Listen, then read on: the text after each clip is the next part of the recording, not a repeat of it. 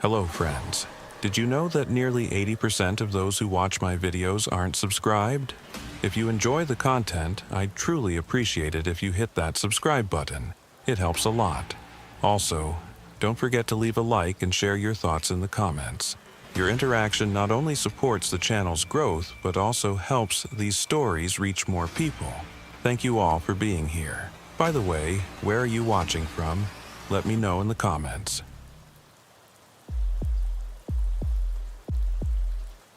My name is Abner Claiborne, and I've been sheriff of Pima County's Southern District for 16 years.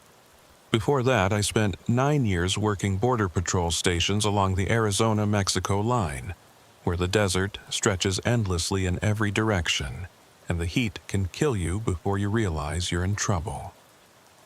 Pima County sits in the heart of the Sonoran Desert, a landscape of saguaro cacti, creosote bushes, and mountains that rise like broken teeth against skies so blue they hurt your eyes. We cover thousands of square miles with a sparse population scattered across ranches, mining towns, and communities that exist primarily because someone once thought there might be copper or silver in the nearby hills. The Southern District is different from Tucson and its suburbs. Down here, we're dealing with a different kind of law enforcement. Border crossings, drug smuggling routes, human trafficking corridors, and the constant challenge of policing an area where cell phone coverage is spotty at best, and backup might be an hour away if you're lucky. It's the kind of work that teaches you to trust your instincts, read the landscape, and understand that not everything you encounter will have a simple explanation. The desert keeps its secrets, and sometimes those secrets involve people doing things they hope will never come to light. October 17th, 2021. Started like most autumn days in southern Arizona. The temperature was already pushing 90 degrees by 9 in the morning, and the monsoon season had ended weeks earlier, leaving the arroyos and dry riverbeds as dusty and barren as they'd been since spring. I was at my desk in the small sheriff's station in Arivaca, a community of maybe 600 people that serves as the hub for the ranches and properties scattered throughout the surrounding desert. The station was modest, just me, 2 deputies, and a dispatcher who worked part-time because the county budget wouldn't stretch to cover full-time staffing for what they considered a remote outpost. Deputy Jonas Pike knocked on my office door at 9:43. Pike was in his early 30s, born and raised in Tucson, and had transferred down to the Southern District about 2 years earlier. He was thorough, reliable, and had the kind of quiet competence that made him good at the job without needing constant supervision. He'd worked the border region long enough to understand that things down here operated according to different rules than they did in the city, and he'd learned to navigate the complex relationships between law enforcement, ranchers, border communities, and the various federal agencies that operated in the area. "Sheriff, we've got something strange out on the Buenos Aires Wildlife Refuge. Park Ranger called it in about 20 minutes ago. Says there's an abandoned patrol vehicle in the Aguirre Wash, but it's not from any agency he recognizes." Pike handed me a slip of paper with coordinates and a brief description. I studied it for a moment, feeling that familiar tightening in my gut that came when something didn't add up correctly. The Buenos Aires National Wildlife Refuge covered over 100,000 acres of protected desert and grassland just north of the Mexican border. It was beautiful country, home to pronghorn antelope, javelina, and dozens of bird species that drew wildlife enthusiasts from around the world. It was also a known corridor for border crossings, both by people seeking work in the United States and by drug traffickers moving product north from Sonora. The refuge rangers worked closely with Border Patrol and local law enforcement, and they knew every vehicle that had legitimate business in the area. An unidentified patrol vehicle was definitely unusual. "Did the ranger give any description of the vehicle?" I asked, reaching for my hat and keys. Pike consulted his notes, reading from the information the dispatcher had taken during the call. "White Ford Explorer, Older model, maybe 10 or 12 years old. It's got light bar on top, but no agency markings he could identify. The ranger said it looks like it's been there for a few days, maybe longer. He only found it because he was tracking some pronghorn movement in that section of the refuge. I grabbed my radio and told our dispatcher Maria that Pike and I were heading out to the wildlife refuge to investigate. The drive would take about 45 minutes through desert country that was spectacular and unforgiving in equal measure. The Aguirre Wash was a dry riverbed that only carried water during the heaviest monsoon rains, and even then only for a few hours before the desert soil absorbed everything and returned the landscape to its normal state of parched emptiness. Finding an abandoned vehicle out there raised immediate questions about what had happened and why someone had left it in such a remote location. We took my department-issued Chevy Tahoe, equipped with extra water, emergency supplies, and the kind of heavy-duty suspension necessary for navigating roads that were often little more than 2 tracks through the desert. Pike rode shotgun, and we spent the first part of the drive discussing possible explanations for the abandoned vehicle. Neither of us liked the scenarios we were coming up with.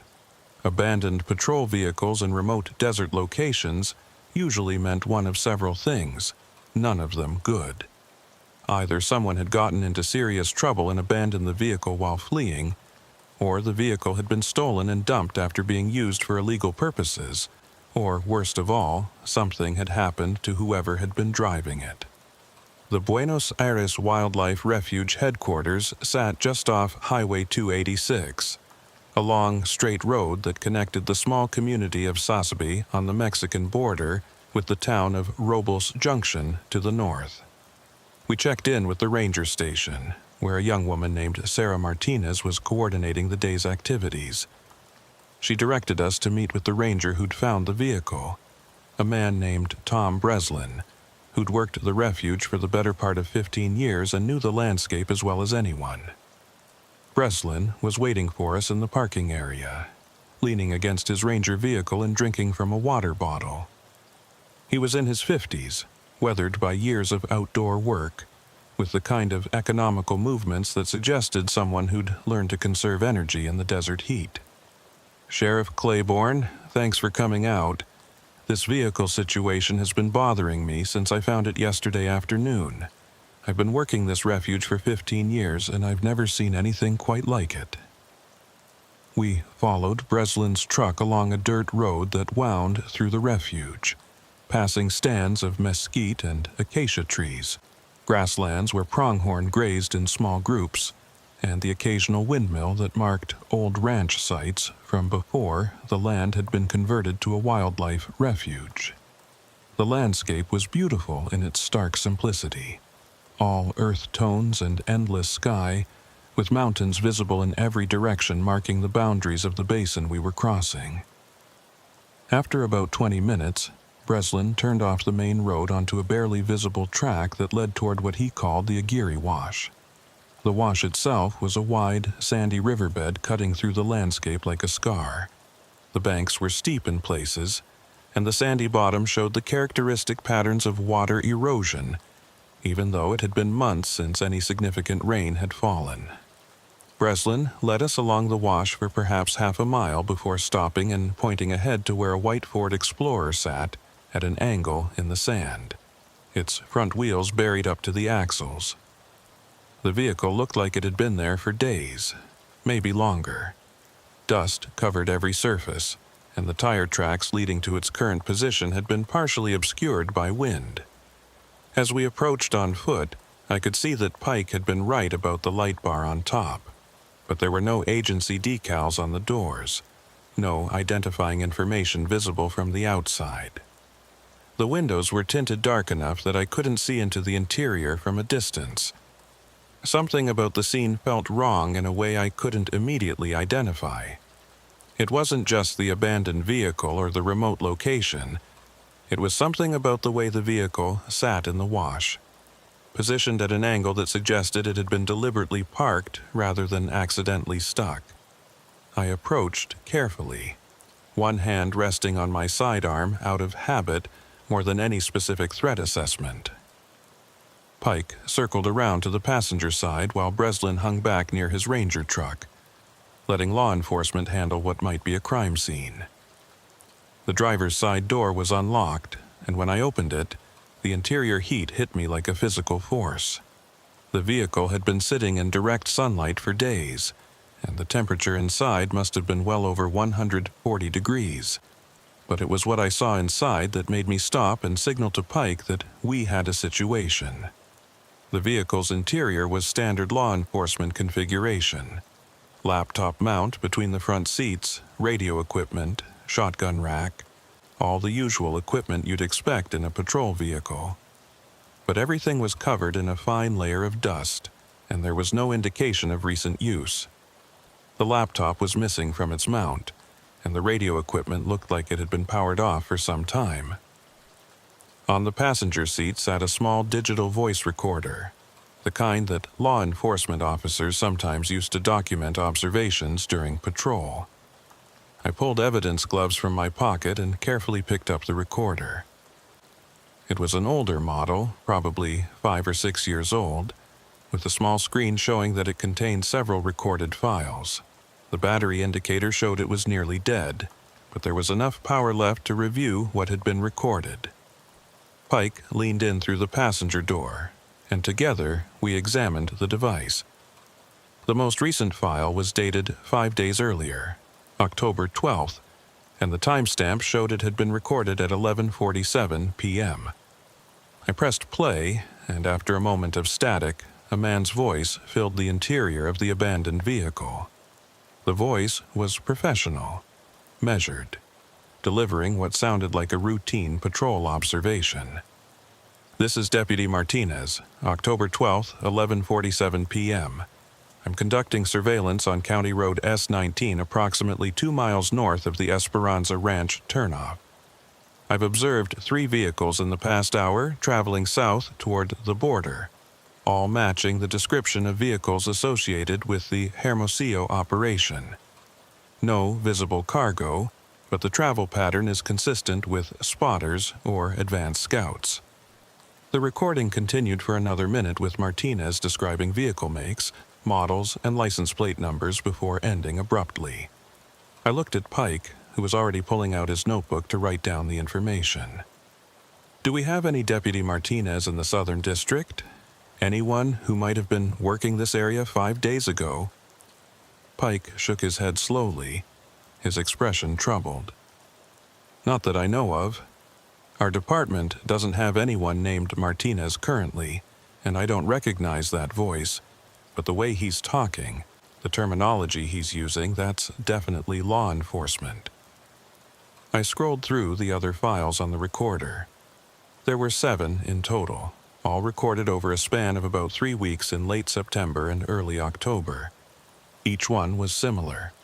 Martinez documenting surveillance observations, describing vehicles and individuals, noting patterns of movement that he clearly believed were connected to illegal border operations. The recordings were professional, detailed, and increasingly concerned in tone. By the final recording, the one made on October 12th, Martinez's voice carried an edge of tension that suggested he knew he was documenting something dangerous. We spent the next hour processing the vehicle as a potential crime scene. Pike photographed everything while I documented the contents and searched for any identification or additional evidence that might tell us who Deputy Martinez was and what had happened to him. We found very little. No wallet, no badge, no personal effects beyond a half-empty water bottle in the cup holder and a road map of southern Pima County folded on the back seat. The map had several locations marked in pencil, all of them along roads near the border, all of them in remote areas where surveillance could be conducted without being easily observed. What we didn't find was almost as significant as what we did find. There was no blood, no signs of struggle, no indication that violence had occurred in or around the vehicle. The keys were still in the ignition, and when I tried to start the engine, it turned over immediately despite sitting in the desert heat for days. The fuel gauge showed half a tank, and all the vehicle's systems appeared to be functioning normally. Whoever had left this vehicle here had done so deliberately, and they'd left it in working condition. That suggested they'd either been picked up by someone else or had walked away from the vehicle for reasons we didn't yet understand.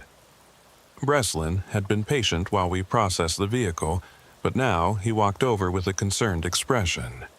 "Sheriff, I need to show you something else. When I was tracking yesterday, I found a campsite about a quarter-mile from here. Someone had been staying out here recently, maybe watching this area. I didn't disturb anything, but I think you need to see it." We followed Breslin along the wash and then up a narrow trail that climbed the bank to a flat area overlooking the riverbed. The campsite was minimal, just a small depression behind some rocks that provided shade during the day and concealment from anyone passing through the wash below. Someone had cleared the area of larger rocks and had arranged smaller stones to create a fire ring, though there was no evidence that any fire had been lit recently. What caught my attention was the observation setup. Someone had positioned themselves with a clear view of the wash and the surrounding area, and they'd done it with the kind of careful attention to detail that suggested training and experience. There were boot prints in the dusty soil, all from the same pair of boots, indicating that one person had been using this location. Scattered around the observation point were water bottles, energy bar wrappers, and a small pair of binoculars that had been left behind when whoever had been using the site departed. Pike was already photographing the site while I carefully examined the binoculars. They were standard civilian models, nothing special, but they'd been well used and showed signs of having been in desert conditions for an extended period. I scanned the surrounding area, trying to piece together what we were looking at. Someone, presumably Deputy Martinez, had been conducting surveillance from this location, watching the wash and the roads that intersected it, documenting vehicle traffic that he believed was connected to illegal border operations. But who was he working for, and why had he abandoned his vehicle and observation post? The sun was directly overhead now, pushing the temperature well into the 90s, and the heat radiating off the rocks and sand created shimmering waves that distorted distant objects. We needed to get back to the station and start making calls to figure out who Deputy Martinez was and what agency he might have been working for. But before we left, I wanted to understand the landscape better, to see what Martinez had been seeing from his observation point. Looking south from the elevated position, I could see for miles across the desert toward the Mexican border, which was marked by the vehicle barrier and Border Patrol infrastructure visible as a thin line cutting across the landscape. To the north, several dirt roads were visible, winding through the desert and connecting remote ranches and properties to the main highway. This was indeed an ideal location for surveillance, offering clear views in multiple directions while providing concealment for anyone who knew how to use the terrain properly. If Martinez had been tracking smuggling operations, this observation point would have allowed him to document vehicle movements without being easily detected. We secured both the vehicle and the observation site as potential crime scenes, marking them with evidence tape and documenting GPS coordinates for future reference. Breslin promised to keep the area restricted and to notify us immediately if anyone approached either location. On the drive back to the Arivaca station, Pike and I discussed what we'd found and what our next steps should be. The voice recordings were the most significant evidence, not just because they documented Martinez's surveillance activities, but because they might contain information about illegal operations that were still active in the area. Back at the station, I immediately started making calls.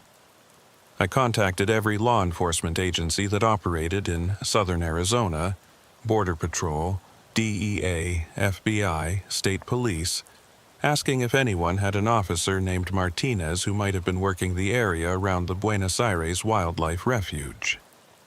The responses were consistent and troubling. No one had any record of a Deputy Martinez working in Pima County. Border Patrol had several agents named Martinez, but none of them matched the voice on the recordings or had been assigned to surveillance operations in that specific area. The DEA had no active operations in the immediate vicinity, and the FBI confirmed they had no agents working that section of the border. By late afternoon, I'd exhausted all the obvious possibilities and was left with a mystery that was becoming more disturbing the longer I thought about it.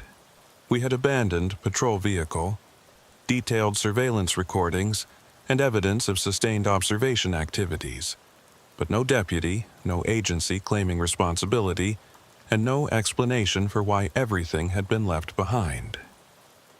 Pike suggested one possibility that neither of us wanted to consider but couldn't ignore.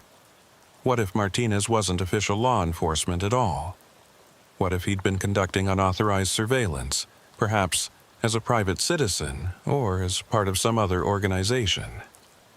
That evening, I sat in my office and listened to all 7 recordings multiple times, taking detailed notes on everything Martinez had documented. The pattern that emerged was consistent and disturbing. Martinez had been tracking what he called the Hermosillo operation, a name that suggested connections to the Mexican city of Hermosillo, capital of Sonora State, and a known hub for drug trafficking organizations. The vehicles he'd been documenting were using specific routes through the desert, traveling at night, and following patterns that suggested careful coordination. Most significantly, Martinez had noted that some of the vehicles appeared to be transporting people rather than drugs, and his tone in the later recordings suggested he'd discovered something that went beyond simple border smuggling. In the final recording, made on October 12th, just hours before the vehicle was presumably abandoned, Martinez's voice carried a tension that suggested fear, or at least serious concern. He'd documented seeing vehicles that he recognized from previous surveillance, but this time they'd been accompanied by what he described as official vehicles, potentially law enforcement or border security vehicles that appeared to be providing escort or protection for the smuggling operation. If Martinez's observations were accurate, they suggested something far more serious than routine border crime. They suggested corruption, collaboration between legitimate authorities and criminal organizations, and the kind of conspiracy that could put anyone investigating it in serious danger. I made a decision that night to involve May Hollister, a Border Patrol agent I'd worked with for years and trusted completely. Hollister was based out of the Tucson sector headquarters, but spent considerable time in the field, particularly in areas known for trafficking activity. She had contacts throughout the region and understood the complex dynamics between various law enforcement agencies, criminal organizations, and the communities caught in between. If anyone could help me figure out who Deputy Martinez was and what he'd discovered, it was May Hollister. May Hollister arrived at the Arivaca station the next morning, driving her personal truck rather than an official Border Patrol vehicle. That told me immediately that she understood the sensitivity of what we were dealing with and wasn't taking any chances on being observed by people who might be monitoring official agency movements. Hollister was in her early 40s, a 20-year veteran of Border Patrol who'd worked her way up from line agent to intelligence specialist, and she had the kind of institutional knowledge that made her invaluable for understanding the complex dynamics of border security and smuggling operations in southern Arizona. We sat in my office with the door closed while I played the recordings for her. Hollister listened without interrupting, her expression growing more troubled with each file. When the final recording ended, the one from October 12th where Martinez described seeing official vehicles apparently providing protection for smuggling operations, she sat back in her chair and was quiet for a long moment before speaking. "Abner, how many people know about these recordings?" Her voice was careful, measured in the way of someone who understood that the wrong answer could create serious problems. "Just Pike and myself from my department. And now you. The ranger who found the vehicle doesn't know about the recordings, and I haven't shared this with anyone else. I wanted to talk to you first because, frankly, I don't know who to trust with this."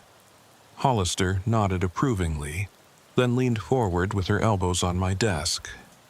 gut instincts, if Martinez was documenting what I think he was documenting, then we're looking at something that goes way beyond routine smuggling.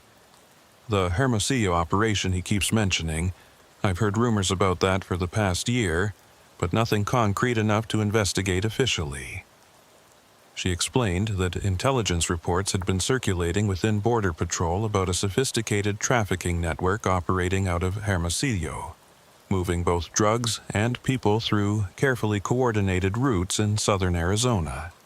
What made this operation different from the typical smuggling activities was the level of organization and the apparent ability to move product and people through areas that should have been heavily monitored. Several agents had raised concerns that someone was providing inside information about patrol schedules, checkpoint locations, and surveillance activities, but no one had been able to prove anything or identify who might be compromised. The suggestion that official vehicles were providing protection or escort services took the situation to an entirely different level. If Martinez's observations were accurate, it meant corruption within law enforcement or border security agencies, the kind of corruption that could compromise entire operations and put legitimate officers at risk. It also meant that investigating this situation would require extreme caution, because we couldn't know who might be involved or how deep the corruption ran. Hollister made it clear that she couldn't pursue this through official Border Patrol channels without raising red flags and potentially alerting whoever was involved. "We need to figure out who Martinez was," Hollister said, pulling out a small notebook. "The voice on those recordings sounds like someone with training and experience. But if he's not official law enforcement, then maybe he was private sector, security contractor, or even a journalist investigating the operation. The equipment in that vehicle, the surveillance setup, the way he documented everything, that all suggests someone who knew what they were doing and had resources to support an extended operation." Pike joined us, and together we developed a plan for investigating Martinez's identity and activities without alerting anyone who might be monitoring official channels.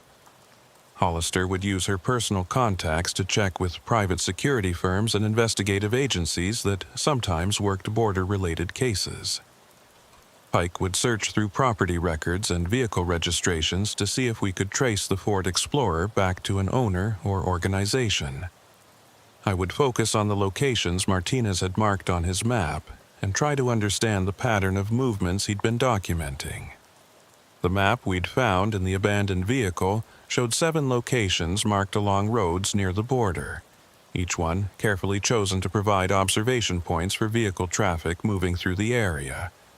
I recognized several of them as places I'd patrolled over the years, remote intersections and lonely stretches of highway where someone could park and watch without being easily noticed. What struck me was how methodically Martinez had approached this surveillance. These weren't random locations. They formed a network covering key routes that anyone moving product or people through southern Pima County would likely use. That afternoon, Pike and I drove out to visit the locations marked on Martinez's map. The first was a pullout on Highway 286, about 15 miles south of Robles Junction, positioned to observe traffic heading toward the border crossing at Sasabe. We found tire tracks in the dust suggesting that a vehicle had been parked there recently, and scattered on the ground were more energy bar wrappers and water bottles, the same brands we'd found at the observation post near the abandoned vehicle. Someone had spent considerable time at this location, and based on the accumulation of debris, it had been regular surveillance over an extended period. The second location was more remote, a dirt road turnoff near the Esperanza Ranch that Martinez had mentioned in one of his recordings. This spot offered a view of a network of ranch roads that connected several properties and eventually led to Highway 286. It was the kind of location that locals would know about, but that wouldn't appear on most maps or GPS systems. Finding this place suggested that Martinez either had extensive knowledge of the area or had received information from someone who did. The observation point here was more elaborate, with rocks arranged to provide cover and sight lines carefully calculated to monitor vehicle traffic without being visible from the road. At each location, we found similar evidence of sustained surveillance activities. Martinez had been working methodically, documenting patterns of movement across multiple observation points, building a comprehensive picture of how the Hermosillo operation was moving its cargo through the area. What troubled me was the timeline.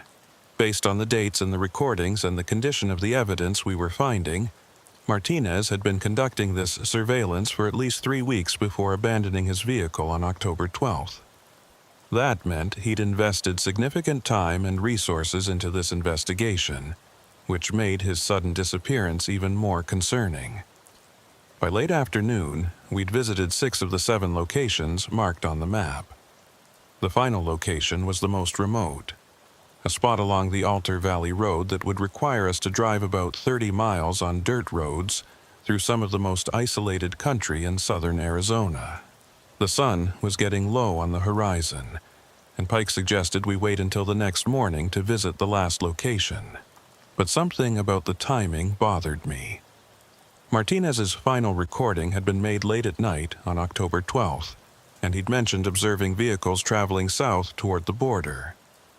If his surveillance had revealed something critical that night, something that had caused him to abandon his operation and disappear, then that final observation point might hold answers we needed. We continued south as the desert took on the golden quality that comes in the hour before sunset. The Altar Valley spread out before us, a vast basin ringed by mountains, with the valley floor covered in grassland and scattered mesquite. This was ranch country. Vast properties where cattle grazed across thousands of acres, and where human presence was measured in people per square mile rather than people per acre. The road deteriorated as we drove south, becoming less maintained and more challenging, requiring careful navigation around rocks and through sandy sections where the Tahoe's 4-wheel drive was essential. The location Martinez had marked was at the intersection of 2 ranch roads, positioned on a slight rise that offered views in 3 directions. As we approached, I could see why he'd chosen this spot. From this elevation, you could observe vehicle traffic on multiple routes, and the position provided natural cover from anyone passing below. We parked about 100 yards away and approached on foot, both of us alert for any indication that someone else might be using this location. What we found at this final observation point was different from the others, and immediately more disturbing. The setup was similar. Rocks arranged for cover, evidence of extended surveillance activities, but there were also signs of hasty departure.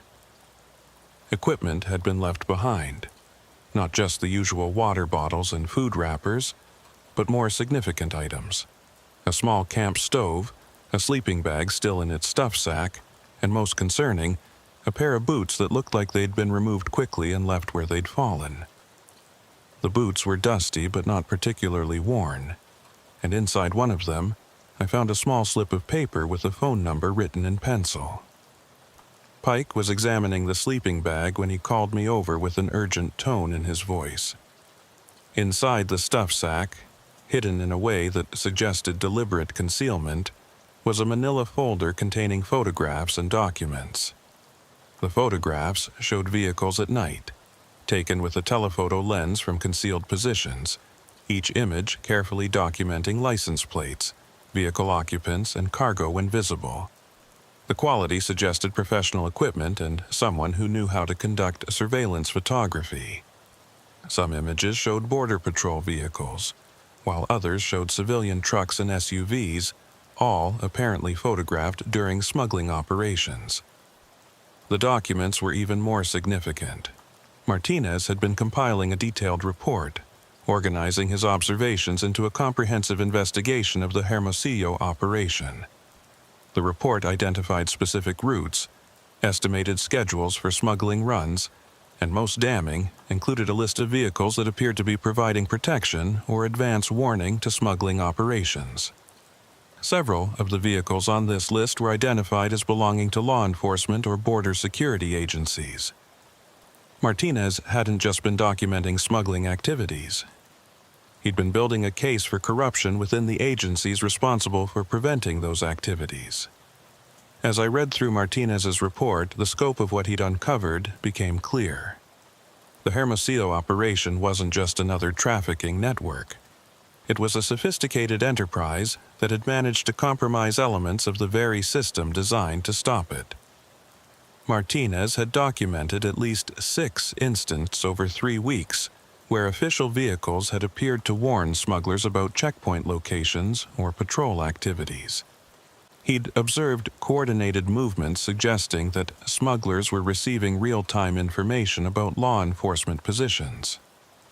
Most troubling, he'd identified patterns suggesting that certain officers or agents were being assigned to areas specifically to facilitate smuggling operations rather than prevent them. The sun was setting now, painting the desert in shades of orange and purple, and the temperature was dropping rapidly the way it does in the high desert. We needed to get back to town before full darkness, but I wanted to document everything we'd found at this location carefully. Pike photographed every item while I bagged the folder and its contents as evidence. The boots concerned me most. They suggested that Martinez had left this location in a hurry, possibly without time to gather his equipment or even put on proper footwear. That suggested he'd been discovered, or had discovered something so urgent that immediate departure was necessary. As we were preparing to leave, I noticed something else that made my blood run cold. In the dust near where the boots had been found, there were tire tracks from multiple vehicles, and the tracks showed a pattern suggesting that several vehicles had converged on this location recently. The tracks were relatively fresh, probably within the past week, and they told a story. Several vehicles had arrived, parked in a semicircle around the observation point, and then departed along different routes. It looked exactly like what you'd see if multiple people had come to this location deliberately, perhaps searching for Martinez or investigating his surveillance operation. We drove back to Arivaca in darkness, and neither Pike nor I spoke much during the journey. We were both processing what we'd found and what it meant. Martinez had been conducting an unauthorized investigation into corruption within border security agencies, and he'd gathered enough evidence to create serious problems for whoever was involved in the Hermosillo operation. Then he'd apparently been discovered, had abandoned his surveillance operation in a hurry, and had disappeared. The question now was whether he'd gotten away safely or whether something worse had happened to him. Back at the station, I locked Martinez's report and the photographs in the evidence safe and called Hollister to update her on what we'd found. She listened quietly and then asked the question I'd been avoiding. "Abner, have you considered that Martinez might not have been working alone? That report, those photographs, the level of detail in his surveillance, that's more than one person could gather operating independently. He might have had support, maybe a team, or at least a partner. And if that's the case, we need to figure out who else was involved and whether they're still out there." It was a good point, and one that opened up new possibilities. If Martinez had been part of a larger investigation, then there might be others who knew what he'd discovered and who could provide information about what had happened to him. But it also meant that more people might be at risk, and that whoever was protecting the Hermosillo operation might be looking for them. Hollister promised to dig deeper into her contacts and see if any federal agencies had been running unauthorized investigations in the area. Pike would continue checking records and databases for any trace of Martinez's identity. I would focus on analyzing the evidence we'd gathered and trying to understand the pattern of corruption Martinez had documented. That night, I sat in my home office reviewing Martinez's report for what must have been the 10th time. The document was thorough, professional, and deeply disturbing. Martinez had identified at least 8 individuals who appeared to be providing assistance to the Hermosillo operation, though he'd only been able to confirm identities for 3 of them. The others were described by vehicle numbers or physical descriptions, but the pattern was clear. People in positions of authority were using that authority to facilitate criminal activity rather than prevent it. The money involved must have been substantial, enough to convince multiple individuals to risk their careers and freedom. What struck me most was Martinez's tone in the written report compared to his voice recordings. In the recordings, he'd been professional and controlled, documenting observations with the detachment of a trained investigator. But in the written report, particularly in the sections describing the corruption he'd uncovered, there was anger and frustration that came through despite his attempts at objectivity. Martinez had clearly been someone who believed in the system, who'd expected law enforcement and border security agencies to operate with integrity, and who'd been deeply disillusioned by what he'd discovered. That disillusionment might have driven him to take risks that a more cynical investigator would have avoided. The phone number I'd found in the boot was bothering me. It was obviously significant enough that Martinez had written it down and kept it with him, but I couldn't run it through official databases without potentially alerting whoever might be monitoring those systems. Hollister had warned me that if the corruption ran as deep as Martinez's evidence suggested, then any queries through official channels might be tracked and reported to the people we were investigating. We needed to identify the number without raising red flags, which meant finding alternative methods of investigation. The next morning, I called a friend who worked as a private investigator in Tucson, someone I'd known for years and trusted completely. I gave him the phone number and asked him to run it through private databases and see what he could find, emphasizing that this needed to be done discreetly without any connection to official law enforcement inquiries. He called back 3 hours later with information that added another layer of complexity to the situation. The number belonged to a cell phone registered to a small office in the town of Arivaca, less than 2 miles from my station. The office was listed as belonging to a nonprofit organization called the Border Justice Coalition, a group that advocated for immigrant rights and documented human rights abuses along the border. That connection made sense and raised new questions. If Martinez had been working with or receiving information from an immigrant advocacy group, it would explain how he'd learned about smuggling routes and potentially about corruption within enforcement agencies. Groups like the Border Justice Coalition often had contacts within border communities who witnessed trafficking operations and official misconduct, but were afraid to report it through official channels. Martinez might have been investigating the Hermosillo operation on behalf of the coalition, using his law enforcement background to build a case that could be presented to federal authorities or made public to force official action. Pike and I drove over to the Border Justice Coalition office that afternoon. It was located in a small building on Arivaca's main road, sharing space with a community center and a second-hand store. The office was modest, just 2 rooms with filing cabinets, a desk, and walls covered with maps, photographs, and documentation of border issues. A woman in her 30s was working at the desk when we entered, and her expression when she saw our uniforms suggested she wasn't entirely comfortable with law enforcement presence.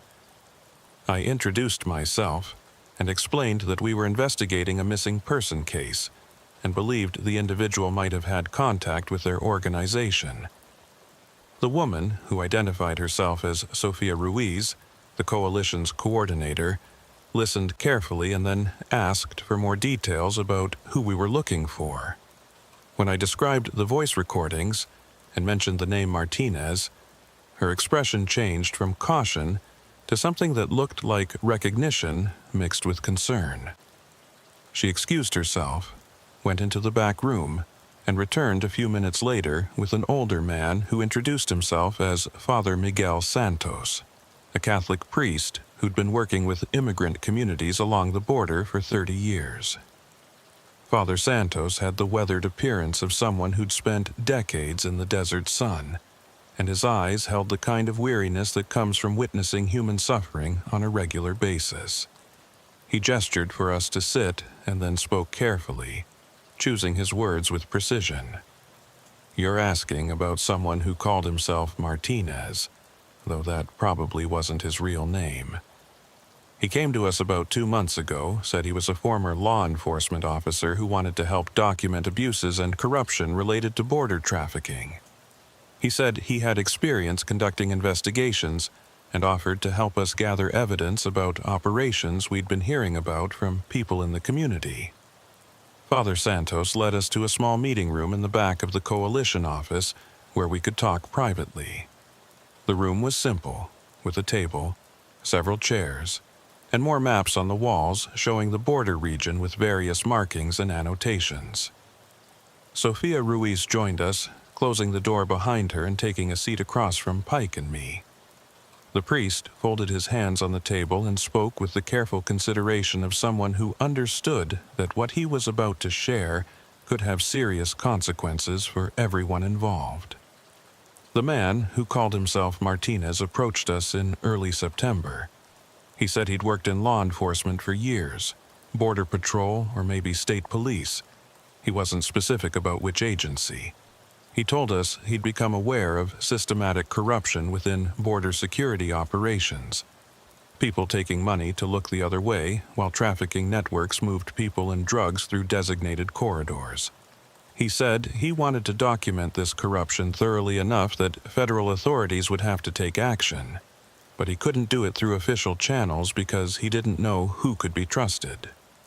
Father Santos explained that the coalition had been documenting problems along the border for years, receiving reports from migrants about abusive treatment, from ranchers about property damage caused by both smugglers and enforcement activities, and from community members about officials who seemed more interested in protecting criminal operations than stopping them. They'd compiled extensive documentation, but had struggled to get anyone in authority to take their concerns seriously. When Martinez offered to conduct a professional investigation that could give their documentation more credibility, they'd agreed to support his efforts. The coalition had provided Martinez with information about smuggling routes, schedules that community members had observed, and descriptions of vehicles and individuals who appeared to be involved in trafficking operations. In return, Martinez had used his law enforcement background to conduct surveillance, document patterns of movement, and build a case that connected specific corrupt officials to the Hermosillo operation. For about 6 weeks, the arrangement had worked well. Martinez would conduct surveillance, share his findings with the coalition, and they would provide additional information based on reports from their community contacts. Then, about a week ago, everything had changed. Martinez had contacted Father Santos urgently, saying he'd observed something that proved the corruption went higher than anyone had suspected. He'd been conducting surveillance on October 12th when he'd seen multiple official vehicles converging on an area near the border where a smuggling operation was taking place. Instead of interdicting the smugglers, the official vehicles had appeared to be coordinating with them, directing them to safe routes and providing advance warning about where other patrol units were located. Martinez had photographed the entire incident and had told Father Santos that the evidence was conclusive and damning. He was supposed to meet with me the next morning, October 13th, to discuss how to present this evidence to federal authorities, Father Santos continued, his expression troubled. But he never showed up for the meeting. I tried calling his cell phone repeatedly, but there was no answer. Sophia and I drove out to the observation point he'd been using, the one near the wildlife refuge, but there was no sign of him. We found his vehicle abandoned in the wash, but we didn't know what to do.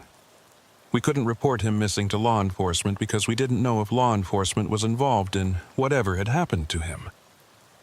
Sophia Ruiz spoke up for the first time, her voice carrying anger mixed with fear.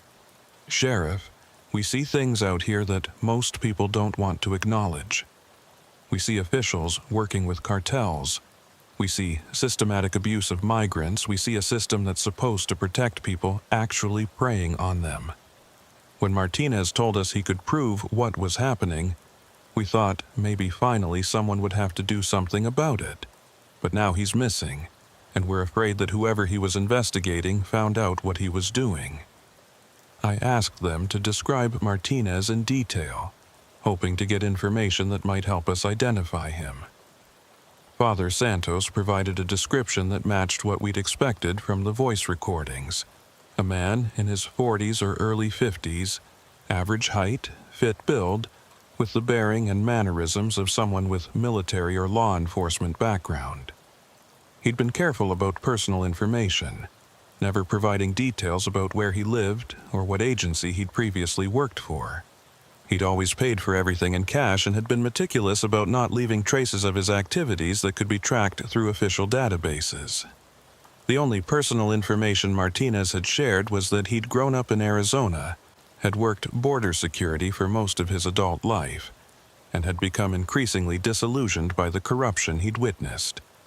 He'd told Father Santos that he'd tried to report problems through official channels but had been stonewalled or threatened, and that he'd eventually concluded that the only way to force change was to gather undeniable evidence and present it to federal authorities who weren't compromised. The investigation he'd been conducting with the coalition's support was his attempt to do exactly that.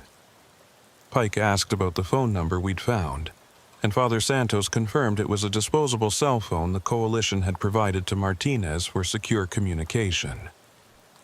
He'd been the only person who'd used that number, and all calls to and from it had been related to his investigation.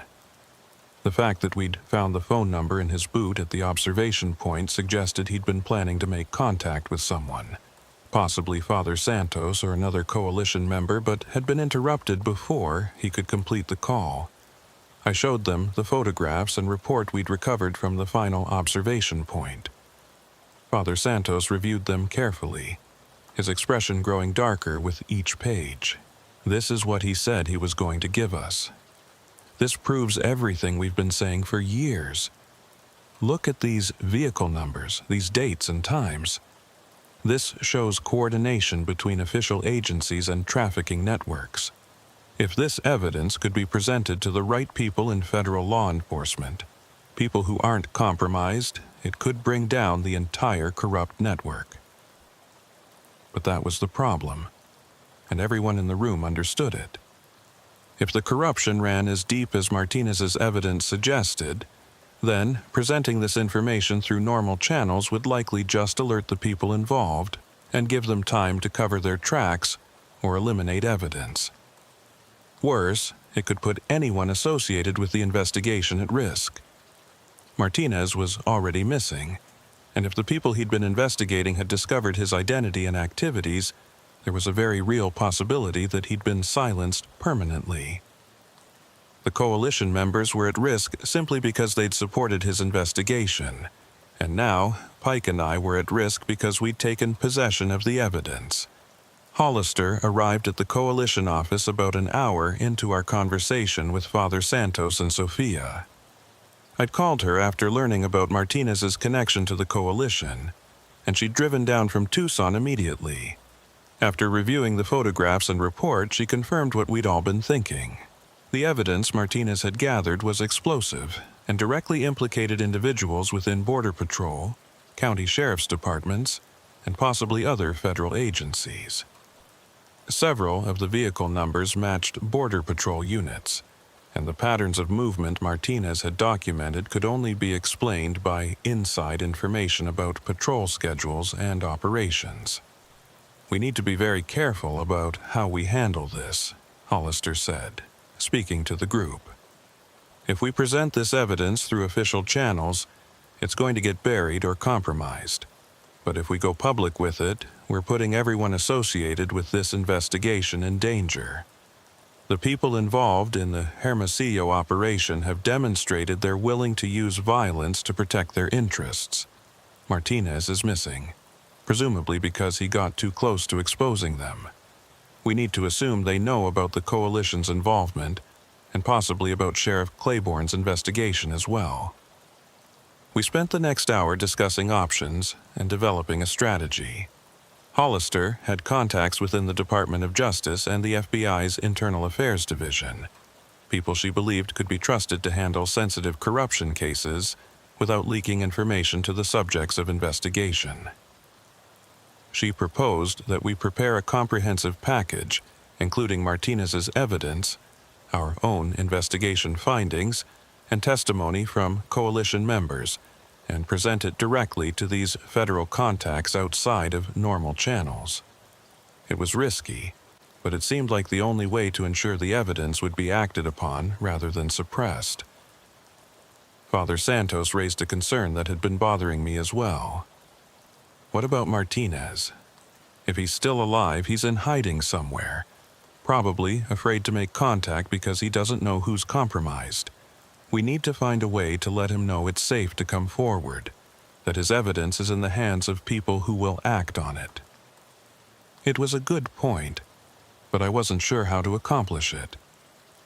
Martinez had been careful about operational security, and if he'd gone into hiding, he'd done it in a way that made him difficult to trace. We didn't even know his real identity yet, despite all our investigation.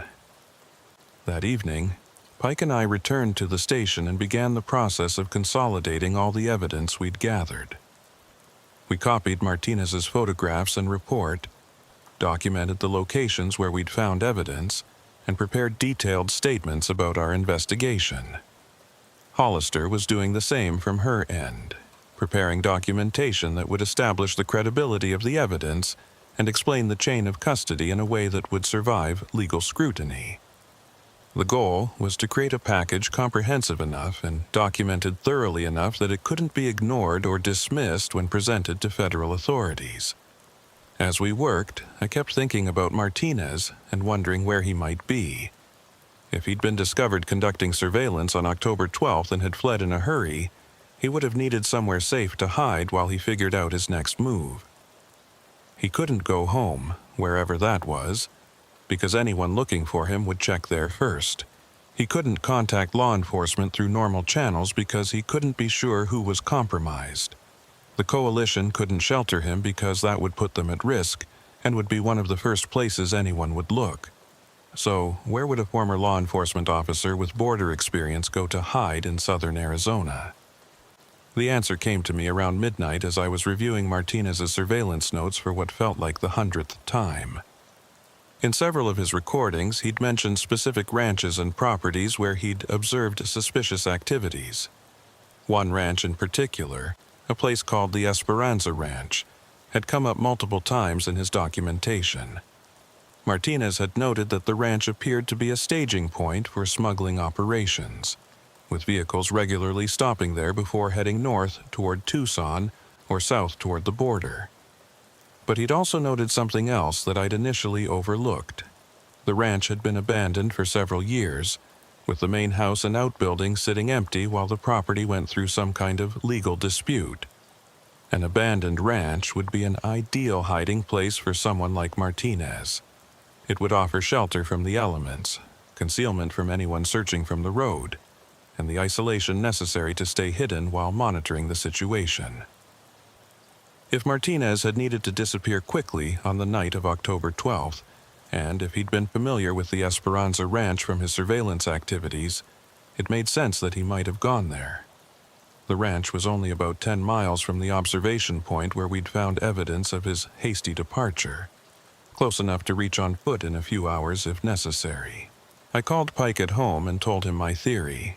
He agreed it was worth checking out, and we made plans to visit the Esperanza Ranch first thing in the morning. I also called Hollister and Father Santos to let them know what we were planning.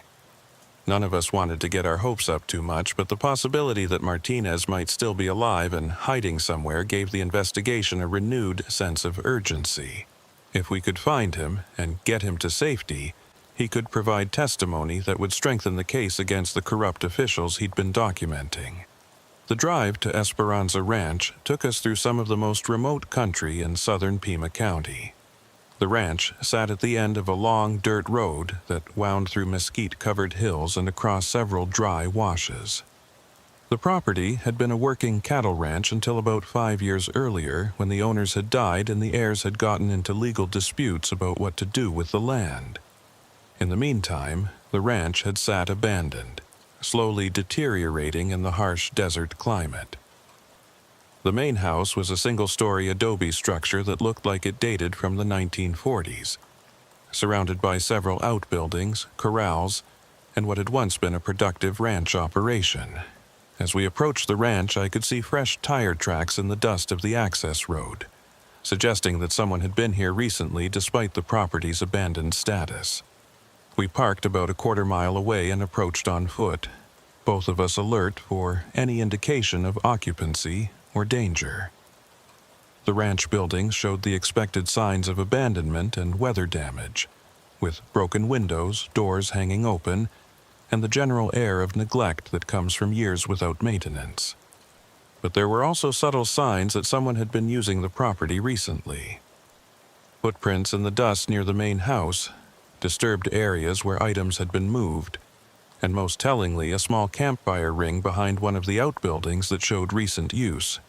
Pike circled around to approach from the rear while I walked up to the front of the main house, calling out as I approached. "This is Sheriff Claiborne from Pima County. If anyone's here, I need you to come out where I can see you. We're here to help, not to cause problems." There was no immediate response, but I could sense that someone was inside the building, watching and trying to decide whether to reveal themselves. I continued speaking, directing my words toward the house. "If you're the person who was conducting surveillance on the Hermosillo operation, we've found your evidence. We've secured your report and photographs, and we're working with people who can be trusted to act on it. Father Santos and the Border Justice Coalition asked us to find you." After a long moment, a man's voice came from inside the house. The same voice I'd been hearing on the recordings for days. "How do I know you're not with them? How do I know this isn't a trap to get me to come out?" It was a fair question, and one I'd anticipated. Because if we were with them, we'd have brought a lot more people, and we wouldn't be announcing ourselves. We'd have surrounded the building and forced you out. The fact that it's just two of us, and the fact that we know about the coalition, should tell you we're legitimate. But I understand your caution. You've been doing this long enough to know you can't trust just anyone. There was another pause, and then the front door of the house opened slowly. The man who emerged matched the description Father Santos had provided, somewhere in his late 40s or early 50s, with the weathered appearance of someone who'd spent considerable time in the desert recently. He was unshaven, looked like he hadn't slept well in days, and moved with the careful wariness of someone who'd been living on high alert. Most notably, he was barefoot, confirming my suspicion that the boots we'd found at the observation point were his, and that he'd fled that location so quickly he hadn't had time to put them on.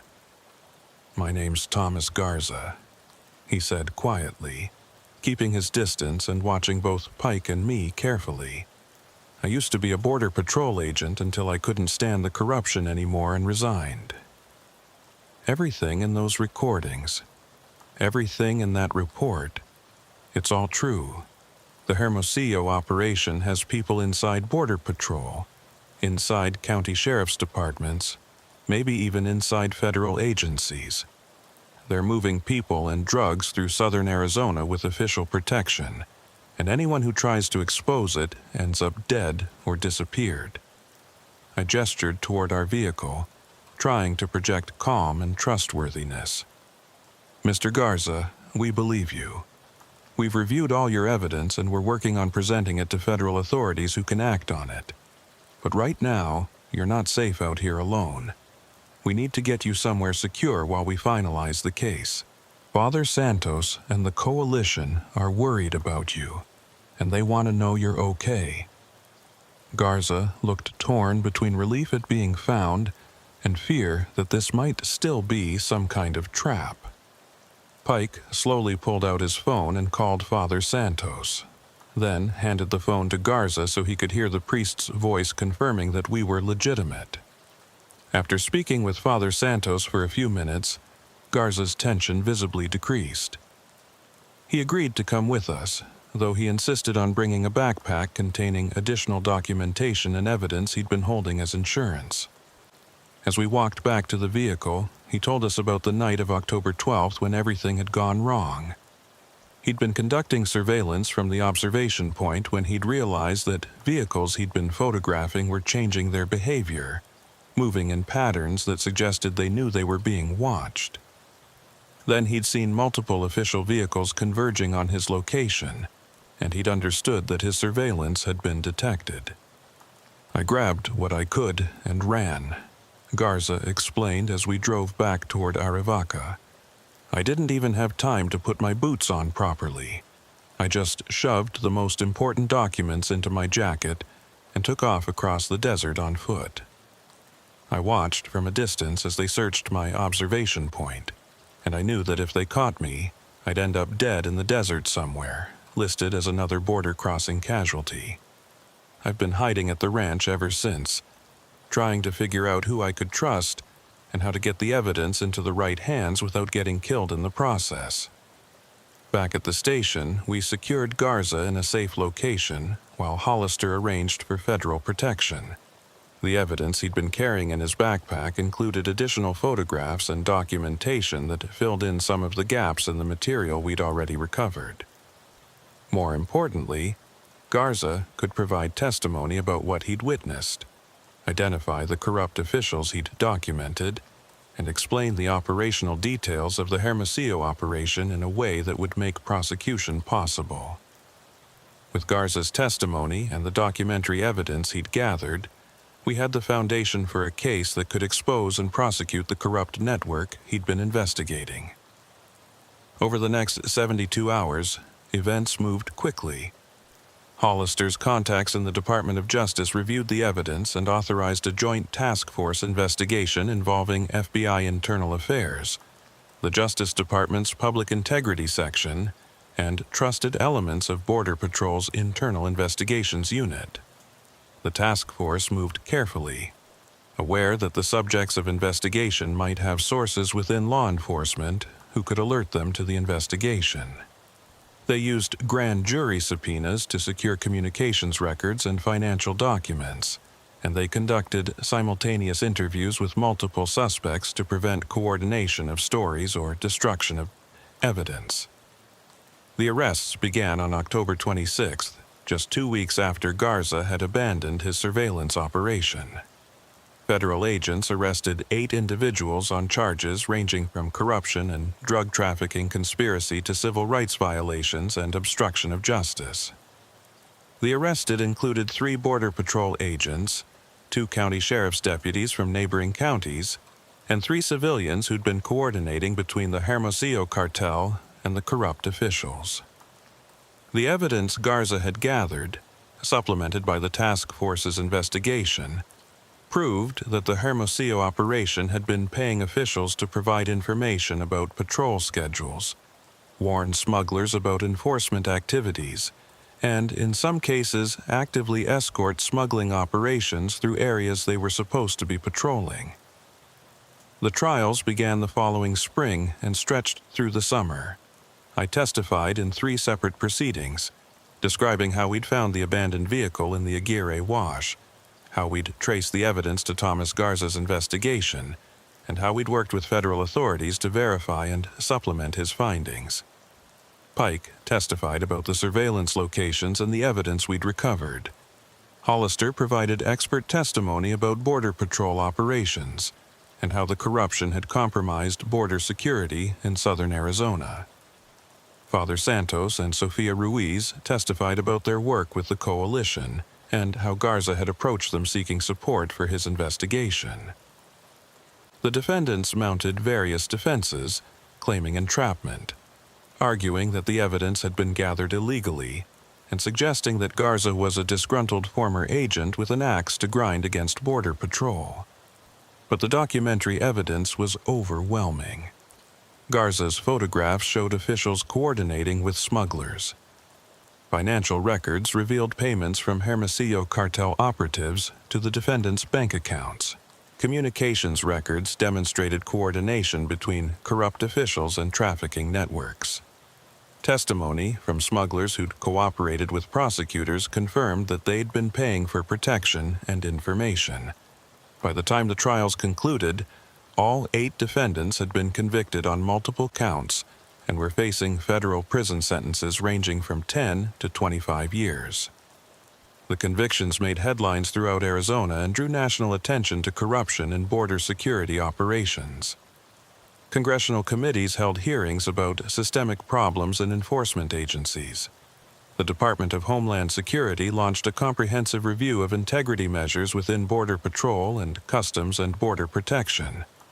Reform advocates cited the case as evidence that border security needed civilian oversight and independent investigation mechanisms.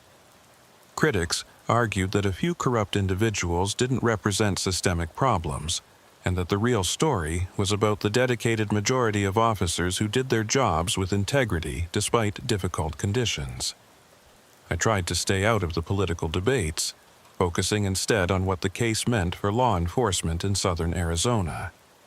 The prosecutions had exposed real problems, corruption that had compromised operations, and put both officers and civilians at risk.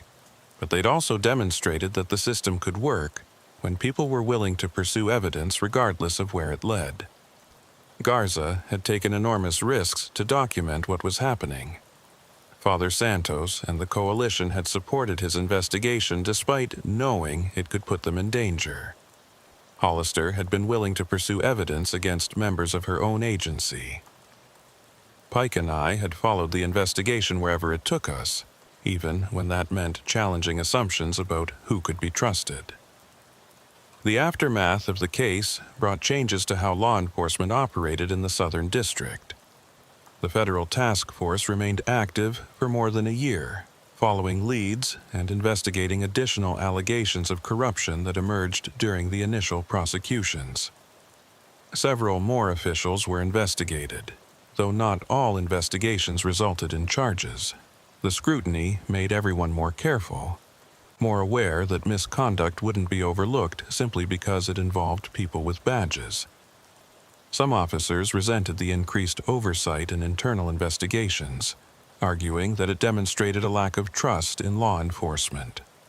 Others welcomed the accountability, saying it protected honest officers from being tainted by association with corrupt colleagues. Thomas Garza remained in federal protective custody throughout the trials and for several months afterward. The people he'd helped prosecute had connections to violent criminal organizations, and there were legitimate concerns about retaliation. When he finally emerged from protection, Garza moved to another state and took a job in private security that kept him far from the border. Before he left Arizona, he came to visit me at the Arivaca station, wanting to thank everyone who'd helped him and to discuss what the investigation had meant.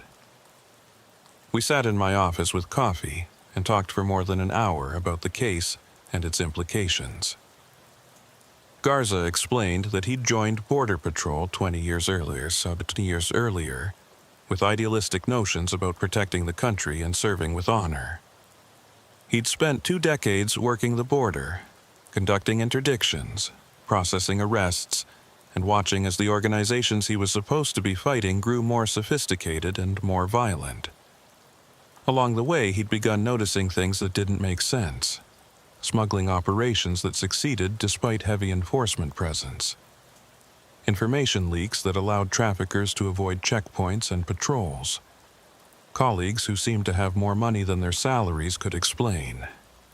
For years, Garza had rationalized what he was seeing, telling himself that law enforcement couldn't be perfect, and that some operations would inevitably succeed despite best efforts. But as he rose through the ranks and gained access to more operational information, the pattern became undeniable. Some officials weren't just failing to stop smuggling operations. They were actively facilitating them in exchange for money. The corruption wasn't limited to a few individuals. It was organized, systematic, and protected by a code of silence that made it dangerous to ask questions or raise concerns. I tried going through official channels, Garza said, staring into his coffee cup. I reported concerns to supervisors, filed complaints with Internal Affairs, even contacted the Inspector General's office. Every time, nothing happened.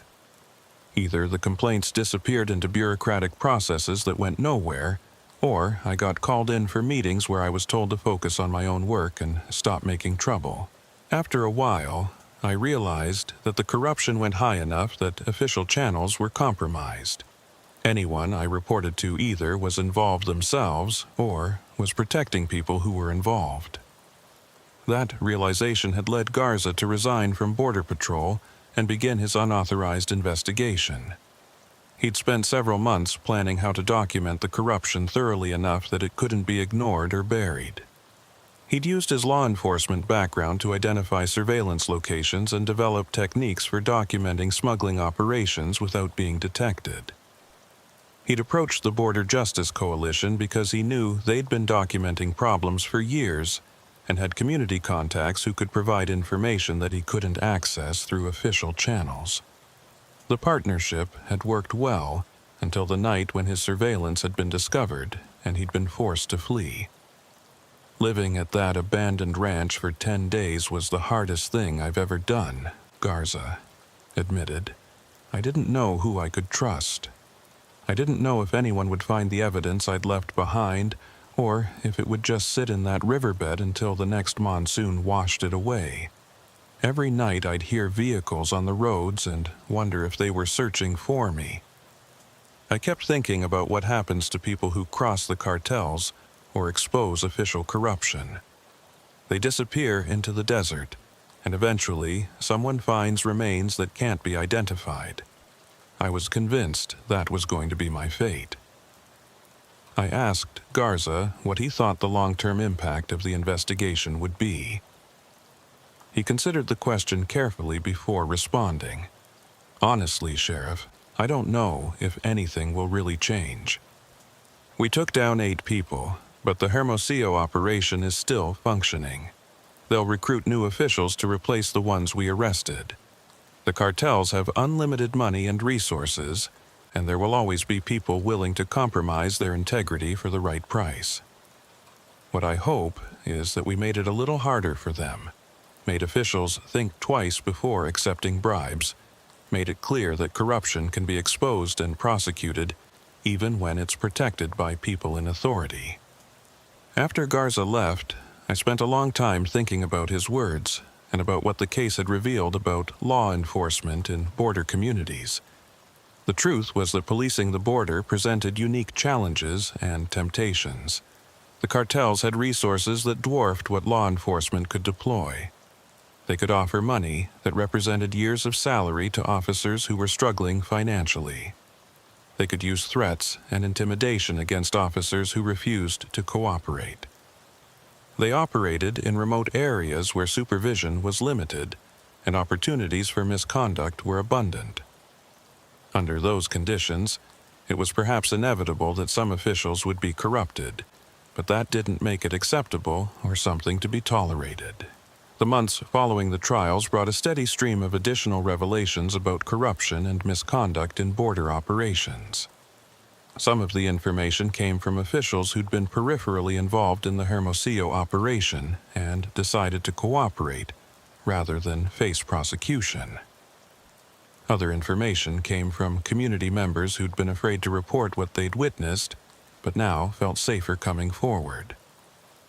Father Santos and the coalition documented dozens of additional cases of official misconduct, and while not all of them involved the kind of systematic corruption that Garza had exposed, they revealed a culture in some agencies where abuse and misconduct were tolerated or covered up. Pike and I found ourselves dealing with the aftermath of the case in ways we hadn't anticipated.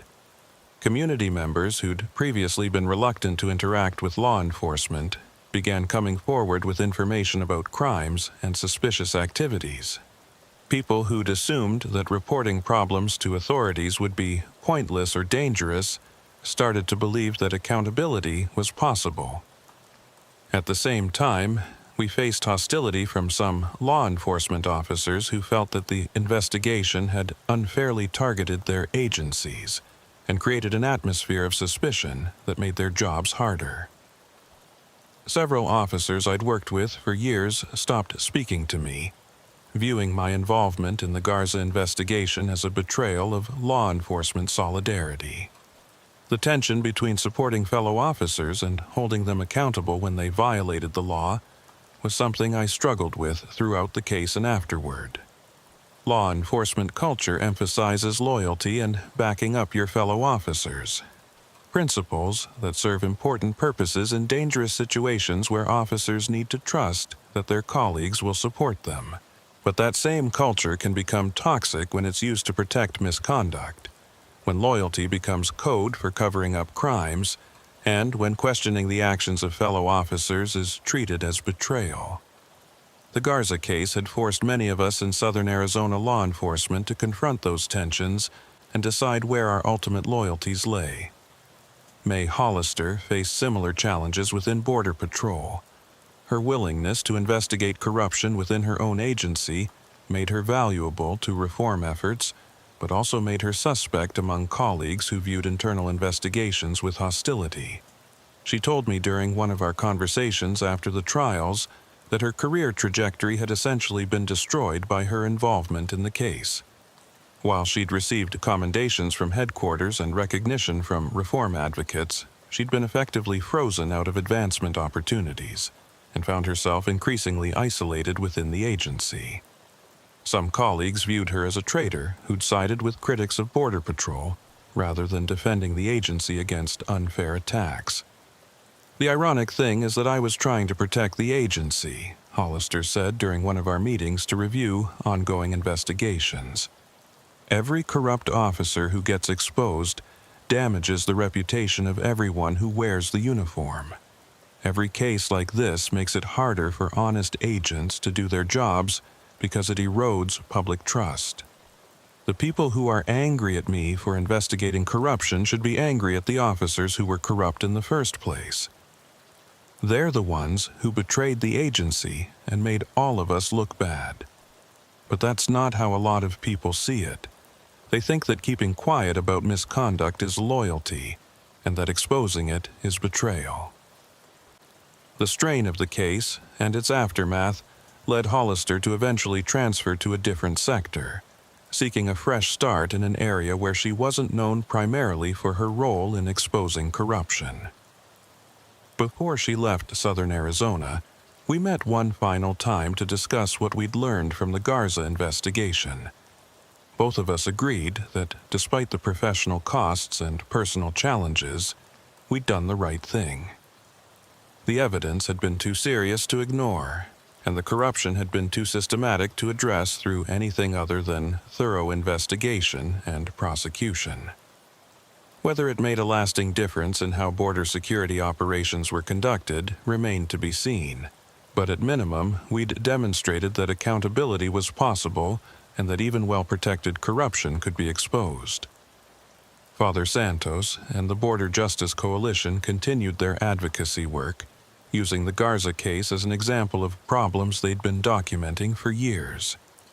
The coalition expanded its documentation efforts and developed better relationships with media organizations and policymakers who could amplify their findings. Father Santos told me that the case had validated their work and given them credibility they'd previously lacked.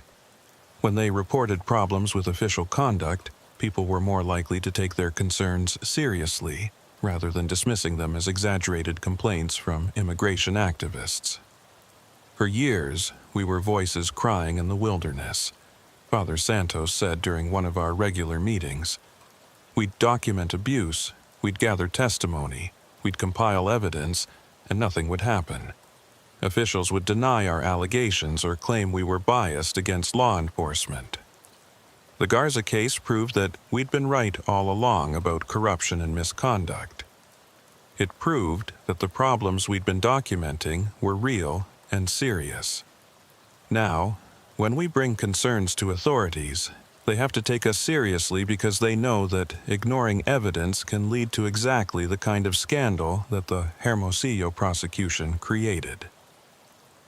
A year after the arrests, I drove out to the Aguirre Wash where we'd first found the abandoned patrol vehicle. The Ford Explorer had been removed as evidence and eventually sold at auction after the trials concluded.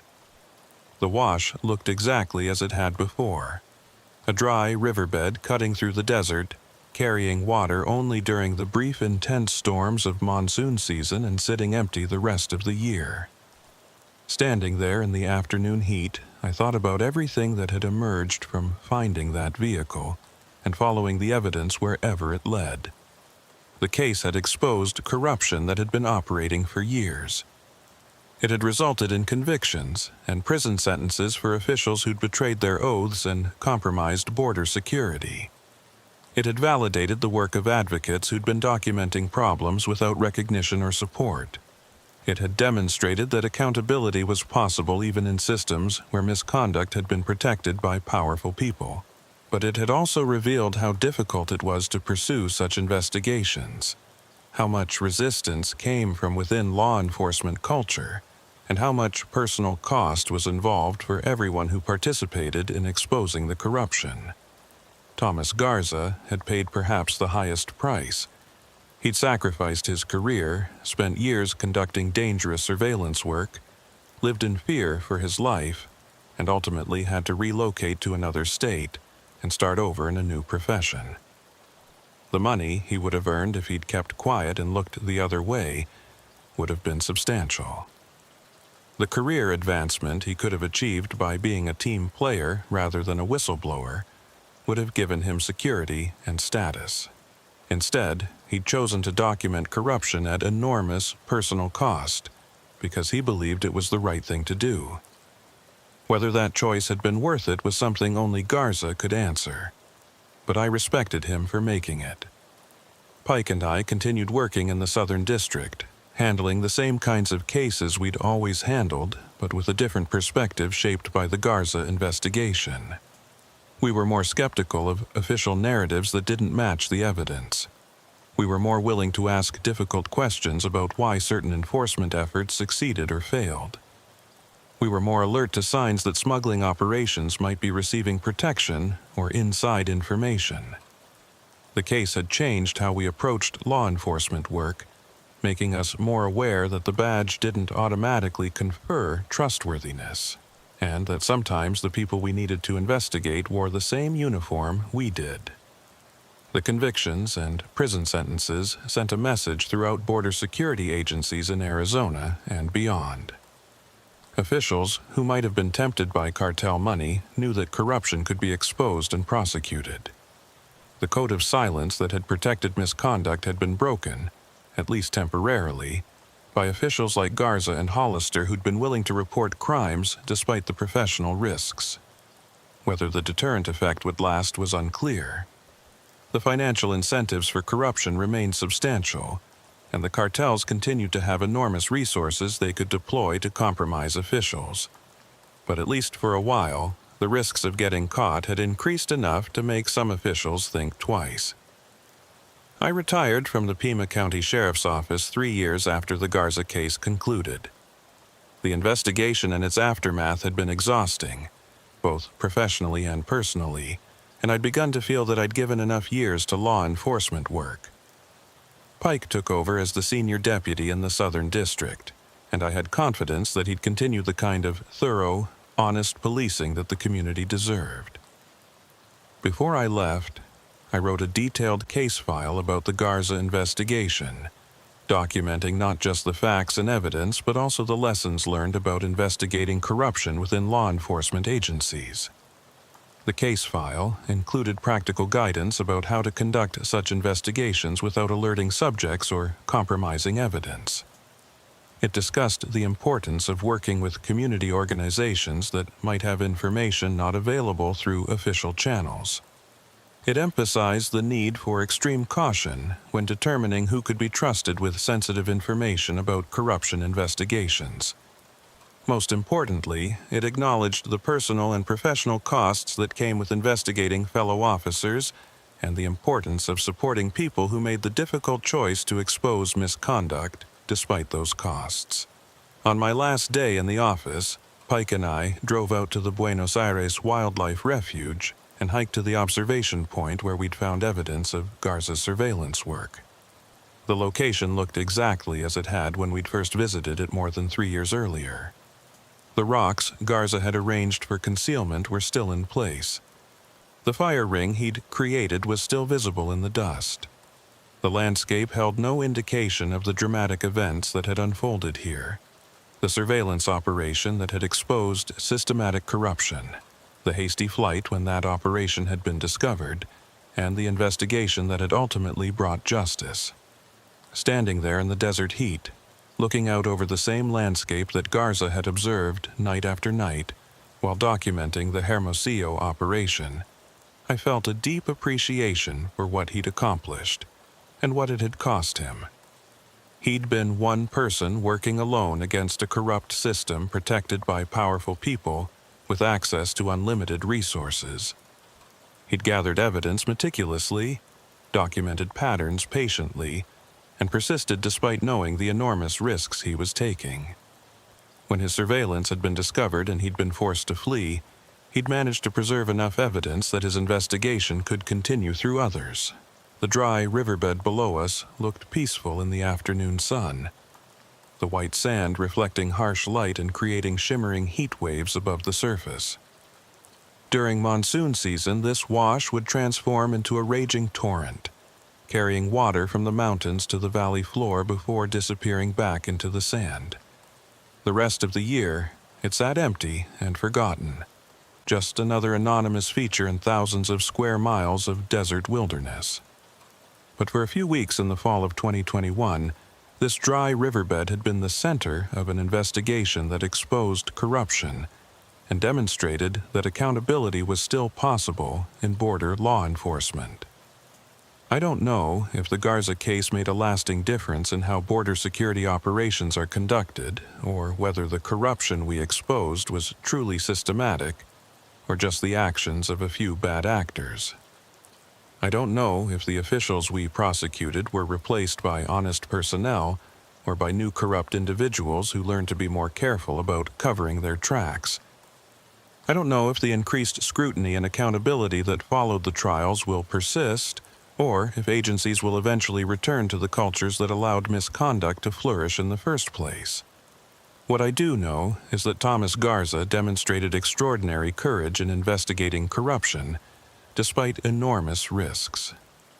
Father Santos and Sofia Ruiz showed integrity in supporting that investigation, even when it put their organization in danger.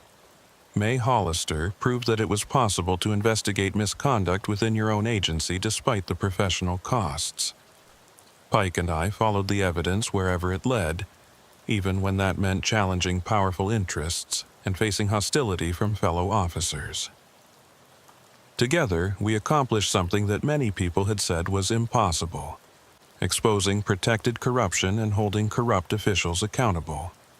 The abandoned patrol vehicle in the Aguirre Wash turned out to be much more than a routine welfare check or a simple case of a lost officer. It was the beginning of an investigation that revealed systematic corruption, exposed officials who'd betrayed their oaths, and demonstrated that even in remote border regions where oversight was limited and misconduct was protected by powerful interests, accountability was still possible when people were willing to pursue justice regardless of personal cost. The desert keeps its secrets, and the dry riverbeds of southern Arizona have witnessed countless dramas over the centuries. Most of those stories disappear without trace, absorbed by the sand and forgotten by time. But sometimes, if you're willing to look carefully and follow the evidence patiently, those dry rivers reveal truths that need to be told, secrets that need to be exposed, and justice that needs to be served. The case that began with an abandoned vehicle in the Aguirre Wash was one of those times, and I'm grateful that I was there to see it through.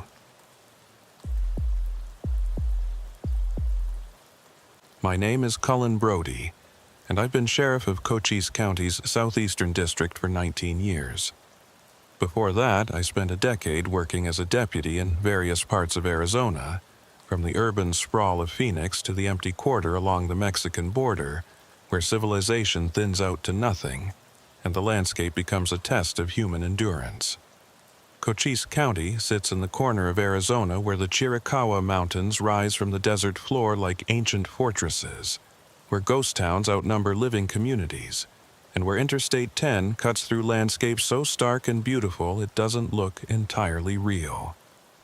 The southeastern district covers about 1,500 square miles of high desert, grassland, and mountain country. We've got maybe 8,000 permanent residents scattered across ranches, small towns, and communities that exist primarily because they're located at crossroads or near water sources that made settlement possible a century ago. The interstate brings through traffic, long-haul truckers, tourists heading to and from New Mexico, and the occasional criminal element using the highway system to move product or people across state lines. Most days, law enforcement work in this district involves routine traffic stops, domestic disputes, property crimes, and the endless task of covering vast distances with limited resources. November 3rd, 2022. Started cold and overcast. Unusual weather for southeastern Arizona, but not unprecedented for early November when the seasons shift and the high desert can experience dramatic temperature swings. I was at my office in the small town of Douglas, reviewing case files and trying to stay warm in a building whose heating system had been installed sometime during the Nixon administration and hadn't worked properly since. The office was utilitarian, standard government-issue furniture, filing cabinets stuffed with decades of paperwork, and maps covering the walls showing the roads, ranches, and landmarks that defined my jurisdiction. The call came in at 11:17 that morning from our dispatcher, a woman named Rita Vasquez, who'd been working the county communications center for longer than I'd been sheriff. Her voice carried an unusual note of confusion when she patched through to my direct line. "Sheriff Brody, we've got a strange one. Highway Patrol received a 911 call about 30 minutes ago from someone at a motel off Interstate 10. But when they tried to respond, they couldn't locate the place. They're asking if we can assist since it's technically in our jurisdiction." I pulled up a map on my computer and asked Rita for the specific location. She provided coordinates that placed the call somewhere near mile marker 352, an area I knew well because I'd patrolled it hundreds of times over the years. That stretch of Interstate 10 ran through particularly empty country, 20 miles of highway between the towns of Bowie to the west and San Simon to the east, with nothing but desert, mountains in the distance, and the occasional ranch access road breaking the monotony. I couldn't recall any motel in that area, active or abandoned, but it had been a few months since I'd driven that specific section of highway. "What was the nature of the emergency?" I asked, reaching for my jacket and keys. Rita consulted her notes, reading from the information Highway Patrol had forwarded. The caller reported a disturbance, possibly a theft or break-in at the Ash Road Motel. Said someone had been going through rooms and removing property. The call was brief, and the caller sounded elderly, possibly confused. Highway Patrol sent a unit, but they couldn't find any motel at the location. They drove that section of Interstate 3 times and saw nothing but empty desert. The name, Ash Road Motel, didn't ring any bells, and I'd been working this district long enough to know every business, active or closed, within 50 miles. I told Rita I'd drive out and investigate, and asked her to pull any records we had about motels or lodging facilities in that area. If there was an active business I didn't know about, that was concerning from a public safety standpoint. If someone was making false emergency calls, that was a different kind of problem that needed addressing. Either way, it warranted investigation. The drive to mile marker 352 took about 45 minutes through country that embodied everything people think of when they imagine the American Southwest. Vast, empty spaces punctuated by dramatic geological features, mountains rising abruptly from valley floors, and a sense of isolation that could be either liberating or oppressive depending on your perspective. The interstate was relatively quiet, just a few trucks and cars scattered across miles of highway. The weather remained overcast, with dark clouds building to the north and the smell of rain in the air, promising one of the rare storms that brought moisture to this part of Arizona. As I approached mile marker 352, I slowed down and began watching carefully for any sign of a motel or access road that might lead to one. The highway patrol officer had been right about there being nothing obvious. The interstate stretched straight and empty in both directions, with the desert spreading out on either side, broken only by creosote bushes, ocotillo, and the occasional mesquite. The mountains formed a distant backdrop, and the only visible structures were a few abandoned ranch buildings miles from the highway. I drove past the marker, continued for another 5 miles, then turned around and drove back slowly, scanning both sides of the road. On my second pass, I noticed something I'd missed the first time. About a quarter mile past mile marker 352, there was what looked like an old access road heading south from the interstate. The road was barely visible, little more than 2 faint tracks disappearing into the desert, and there was no sign or marker indicating where it led. I pulled onto the shoulder and examined the access road more carefully. The tracks showed recent use, tire marks in the dust suggesting that at least one vehicle had driven this way within the past few days. That was unusual enough in this remote area to warrant investigation. I radioed my location to dispatch and told Rita I was going to follow the access road and see where it led. The road was rough, clearly not maintained for regular traffic, winding through desert scrub for about half a mile before cresting a small rise. When I reached the top of that rise, I stopped the vehicle and stared in disbelief at what lay in the shallow valley below. There, sitting in the middle of nowhere with no other structures visible for miles, was a motel. The building was classic mid-century roadside architecture, a single-story L-shaped structure with maybe 20 rooms, painted white with turquoise trim that had faded to pale blue. A separate building that looked like it had been the office, and possibly a small restaurant, sat at the entrance to the parking area. The whole complex had the weathered appearance of a place that had been abandoned for decades, with broken windows, doors hanging open, and the general air of neglect that comes from years of exposure to harsh desert conditions. But what struck me most was that this place shouldn't exist. I'd been patrolling this district for nearly 30 years, and I'd never seen or heard of a motel in this location. I drove slowly down to the property and parked in what had been the main parking area. The pavement was cracked and broken, with desert plants growing through gaps in the asphalt. Trash and tumbleweeds had accumulated against the buildings, and everything had the stillness that comes with long abandonment. I got out of the vehicle and immediately noticed something that made my skin prickle. Despite the appearance of decades-long abandonment, the air smelled of cigarette smoke, recent cigarette smoke, as if someone had been smoking here within the past few minutes. I approached the office building carefully, one hand resting on my sidearm. The front door was standing open, hanging at an angle on broken hinges. Inside, the office looked like it had been frozen in time around the early 1970s. There was a check-in desk with an old cash register, a board on the wall with room keys hanging from numbered hooks, and furnishings that would have been modern when Nixon was president. Everything was covered in dust and debris, with evidence of animals nesting in corners and weather damage from the broken windows. But there were also signs of recent human presence. Footprints in the dust, disturbed areas where items had been moved, and that persistent smell of cigarette smoke. Behind the check-in desk, I found a guest ledger, the old-fashioned kind where names were written in by hand. The ledger was water-damaged and faded, but I could make out entries dating from the 1960s and early 1970s. Guests had checked in with names, addresses, and vehicle information, creating a record of travelers who'd stopped at this remote motel decades ago. The last entry appeared to be from June 1973, after which the pages were blank as if the motel had simply stopped operating at that point. I photographed several pages of the ledger with my phone, documenting what might be evidence if this turned out to be relevant to whatever had prompted the 911 call.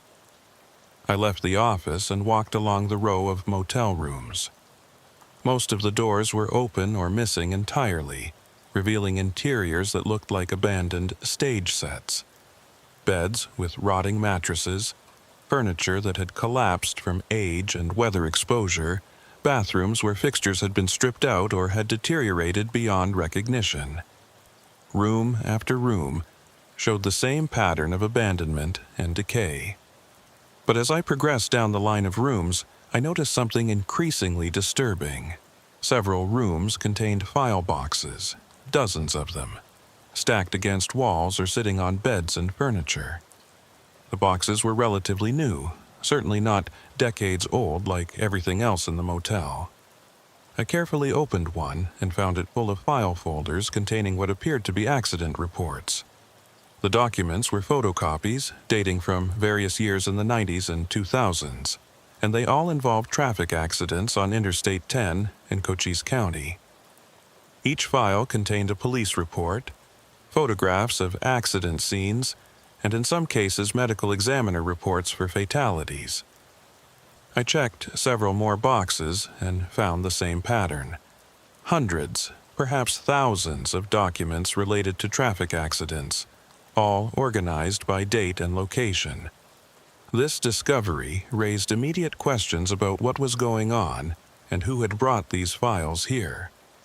Accident reports were public records, so possessing copies wasn't illegal, but the sheer volume suggested someone had been conducting extensive research or investigation.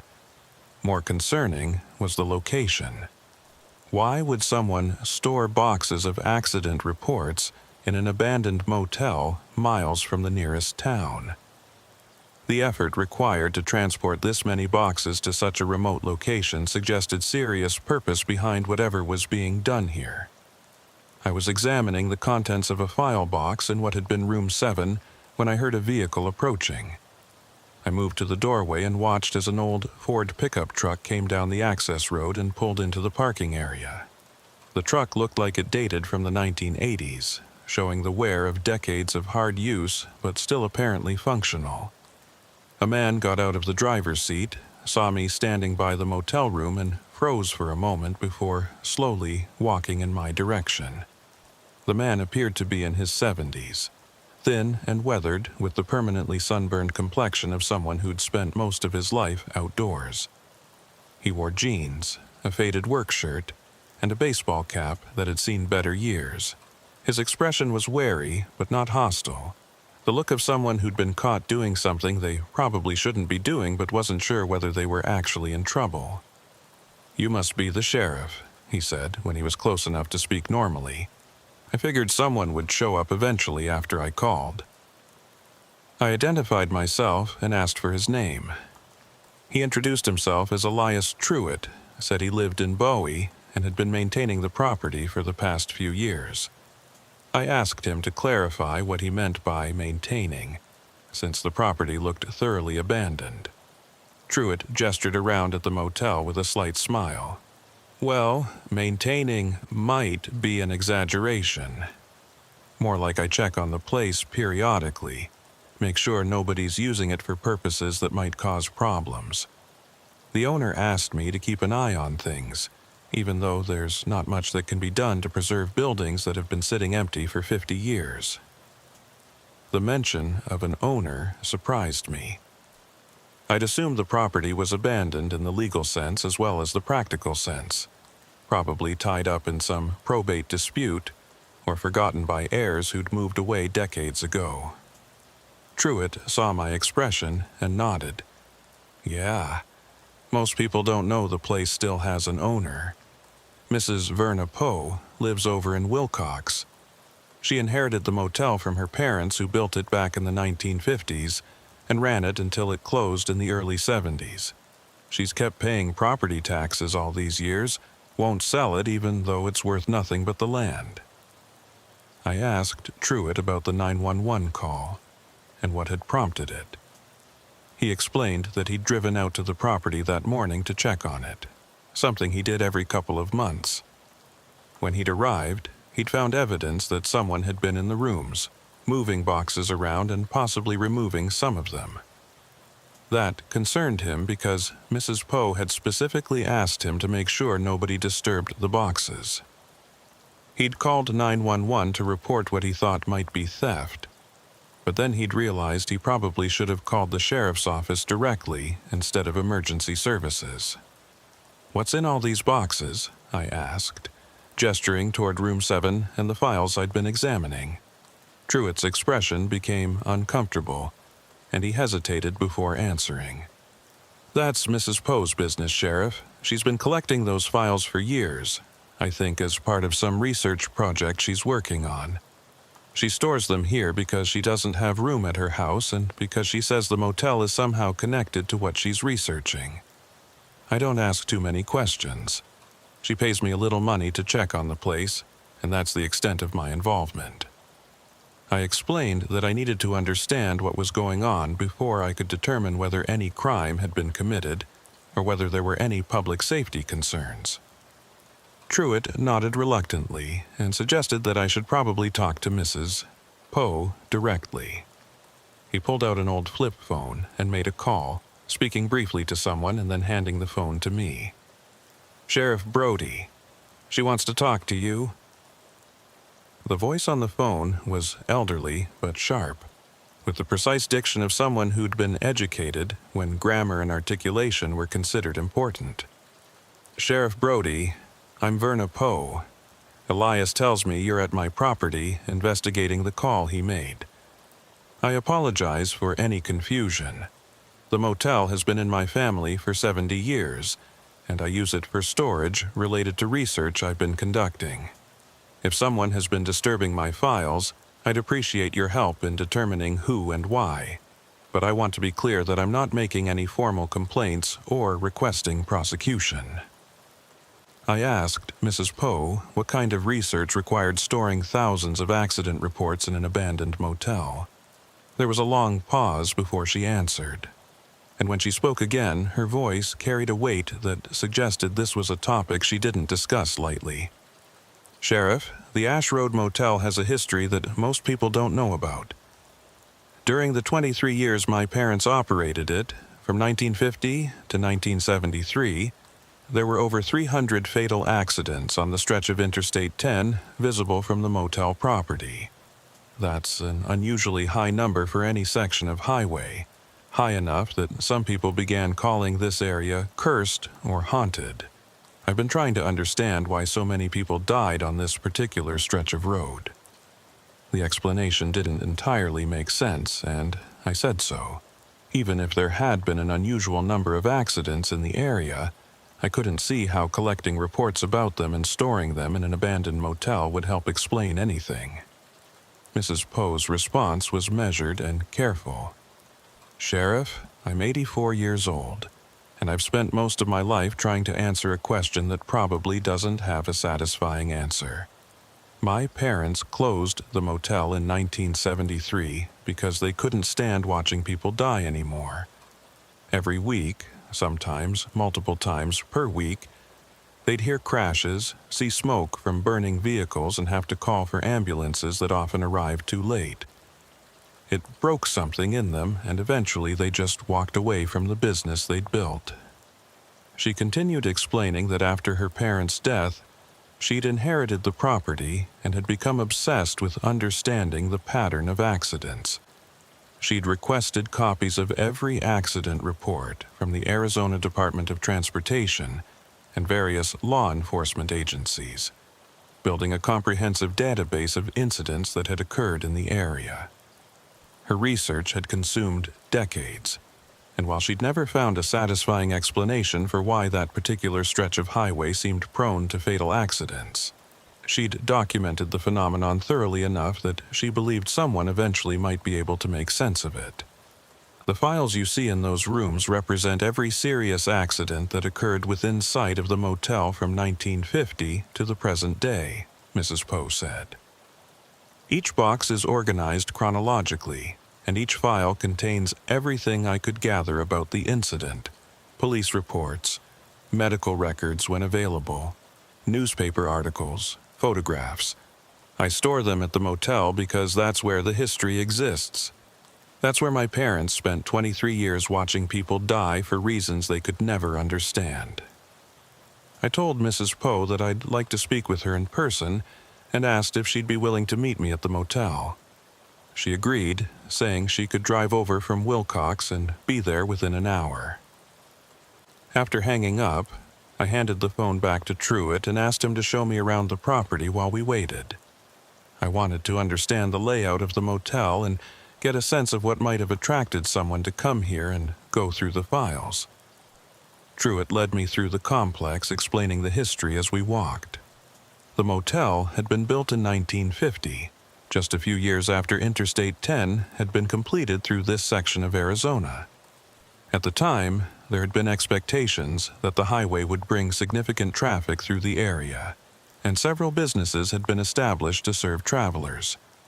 But the traffic never materialized at the levels people had hoped for, and most of the businesses eventually failed. The Ash Road Motel had survived longer than most, partly because the Poe family had been willing to work incredibly hard for modest returns, and partly because they'd developed a reputation for clean rooms and honest service. The problem was the accidents, Truett said, as we stood in the parking area looking toward the interstate visible in the distance. From the very beginning, there were way too many crashes on this stretch of highway. Bad ones, too. Multi-vehicle pileups, single-car accidents where people went off the road at high speed and hit rocks or rolled multiple times. Mrs. Poe told me her father kept a log of every accident they witnessed from the motel, and by the time they closed the place, he'd documented over 300 fatalities. That's an average of more than one per month for 23 years. I asked whether there were any obvious reasons for the high accident rate. Highway conditions, sharp curves, areas where visibility was limited. Anything that might explain why this particular section of road would be more dangerous than others. Truett shook his head. That's what makes it so strange. If you look at the highway from here, it's straight and flat with good visibility in both directions. The road surface is good. There are no blind curves or dangerous intersections. By all rights, this should be one of the safest stretches of Interstate 10 in Arizona. But for some reason, people kept crashing here, and a lot of them died. Verna Poe arrived at the motel exactly 1 hour after our phone conversation, driving a newer model sedan that looked incongruous against the backdrop of the deteriorating buildings.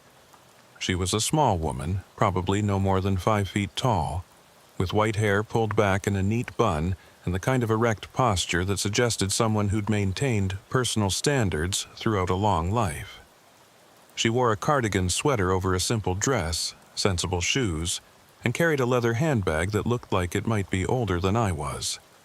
Her eyes, behind wire-rimmed glasses, were sharp and assessing as she looked at me, standing next to Truett in the parking area. "Sheriff Brody, thank you for taking the time to investigate Elias's call," she said, extending a hand that was small but surprisingly strong. "I apologize if we've wasted your time. The situation is complicated, and I'm not sure I explained it adequately on the phone." Her voice carried the same precise quality I'd noticed during our call, each word carefully articulated with the cadence of someone from a generation that valued clear communication. There was also a weariness underlying her words, the exhaustion of someone who'd been carrying a heavy burden for a very long time. I assured her that investigating unusual situations was part of my job, and that I was genuinely curious about what she'd been researching, and why someone might have been disturbing her files. Mrs. Poe nodded and gestured toward the motel office. "Perhaps we could talk inside, away from the wind.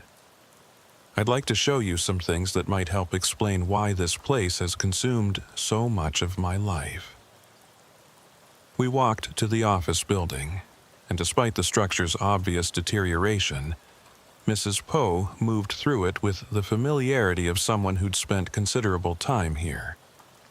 She led us to what had been a back room, probably used for storage or as living quarters for the owners, where she'd set up a makeshift workspace. The workspace consisted of a folding table, several camping chairs, and a battery-powered lamp. On the table was a large map of the area surrounding the motel, with the section of Interstate 10 clearly marked and covered with colored pins. Each pin represented an accident, Mrs. Poe explained, with different colors indicating severity. Red pins for fatalities, yellow for serious injuries, blue for property damage only. The map was covered with hundreds of pins, creating a dense cluster along the highway visible from the motel property. The visual representation was striking and disturbing, showing just how concentrated the accidents had been in this specific area. "This is what I've been trying to understand for 40 years, Mrs. Poe said, pointing to the map. Why would this particular stretch of highway have such an extraordinarily high accident rate? I've consulted with traffic engineers, accident reconstruction specialists, even a psychologist who studies driver behavior. No one has been able to give me a satisfactory explanation. The highway design is standard. The road conditions are typical for the region. The traffic volume doesn't explain the accident frequency. And yet, people kept crashing here, year after year, decade after decade." She pulled out a 3-ring binder containing graphs and statistical analyses. The data she'd compiled was extensive and methodical, showing accident rates per mile for various sections of Interstate 10 across Arizona. The section visible from the Ash Road Motel showed an accident rate nearly 5 times higher than the state average and significantly higher than any other comparable stretch of highway. The pattern held consistent across decades, even as vehicle safety improved and highway design standards evolved. Whatever was causing the elevated accident rate, it had persisted through changes in technology, traffic patterns, and enforcement practices. I asked Mrs. Poe to walk me through the history of the motel and explain how her parents had dealt with witnessing so many accidents. She sat down in one of the camping chairs, and her expression became distant as she accessed memories that were clearly painful even decades later. "My parents built this motel with their life savings in 1950. My father had worked construction most of his life, and my mother had been a school teacher. They'd saved carefully and invested everything in this property because they believed the new interstate would bring prosperity to the region. For the first few years, business was decent enough to support them, though never as good as they'd hoped. The accidents had started almost immediately after the motel opened. In the first month of operation, there had been 3 fatal crashes on the section of highway visible from the property. Mrs. Poe's father had kept detailed records, documenting each accident he witnessed or learned about from authorities who responded to the scenes. At first, he thought it was just coincidence, or perhaps an unusually bad period that would normalize over time. But the accidents continued, with disturbing regularity. Multiple incidents per month that ranged from minor collisions to catastrophic multi-vehicle crashes. My parents tried everything they could think of to help, Mrs. Poe continued, her voice taking on a tone that mixed pride with sadness. They lobbied the State Highway Department to improve signage, add more lighting, reduce speed limits. They offered their parking lot as a rest area where tired drivers could pull off and sleep. My father even painted warning signs and placed them along the access road, trying to alert drivers that this section of highway was dangerous. Nothing made any difference. The accidents kept happening. The psychological toll on her parents had been severe and progressive. They'd been among the first responders to many accidents, rushing out with first aid supplies or fire extinguishers, often arriving at crash scenes before emergency services could reach the remote location. They'd witnessed death and suffering on a regular basis, seen people trapped in burning vehicles, held dying travelers who'd been conscious enough to know they weren't going to survive. After several years, both parents had developed what would now probably be recognized as post-traumatic stress disorder, though in the 1960s there hadn't been much understanding or treatment available for such conditions. My mother started having nightmares about the crashes, Mrs. Poe said quietly. She'd wake up screaming, convinced she could hear tires screeching and metal crashing even though nothing was happening. My father became obsessive about his accident log, updating it constantly, adding details about weather conditions, time of day, types of vehicles involved. He was convinced that if he could just collect enough data, he'd find the pattern that would explain everything. But the pattern never became clear, and the accidents never stopped. By the early 1970s, her parents had reached a breaking point. The combination of financial struggles, the motel never generated the income they'd hoped for, and the psychological burden of witnessing so many deaths had become unbearable. In June 1973, after a particularly horrific accident involving a family with 3 children, all of whom died when their station wagon went off the road and rolled multiple times, Mrs. Poe's parents had simply closed the motel and walked away. They'd locked the doors, turned off the utilities, and moved to Wilcox, where they'd lived quietly until their deaths in the late 80s. They'd never spoken much about the motel years, treating that period of their lives as something too painful to revisit. When I inherited the property, I found my father's accident logs in the office, Mrs. Poe explained. 23 years of meticulous documentation, every crash he'd witnessed or learned about, all recorded in his careful handwriting. Reading those logs, seeing the accumulation of death and suffering, I understood why they'd never wanted to talk about this place.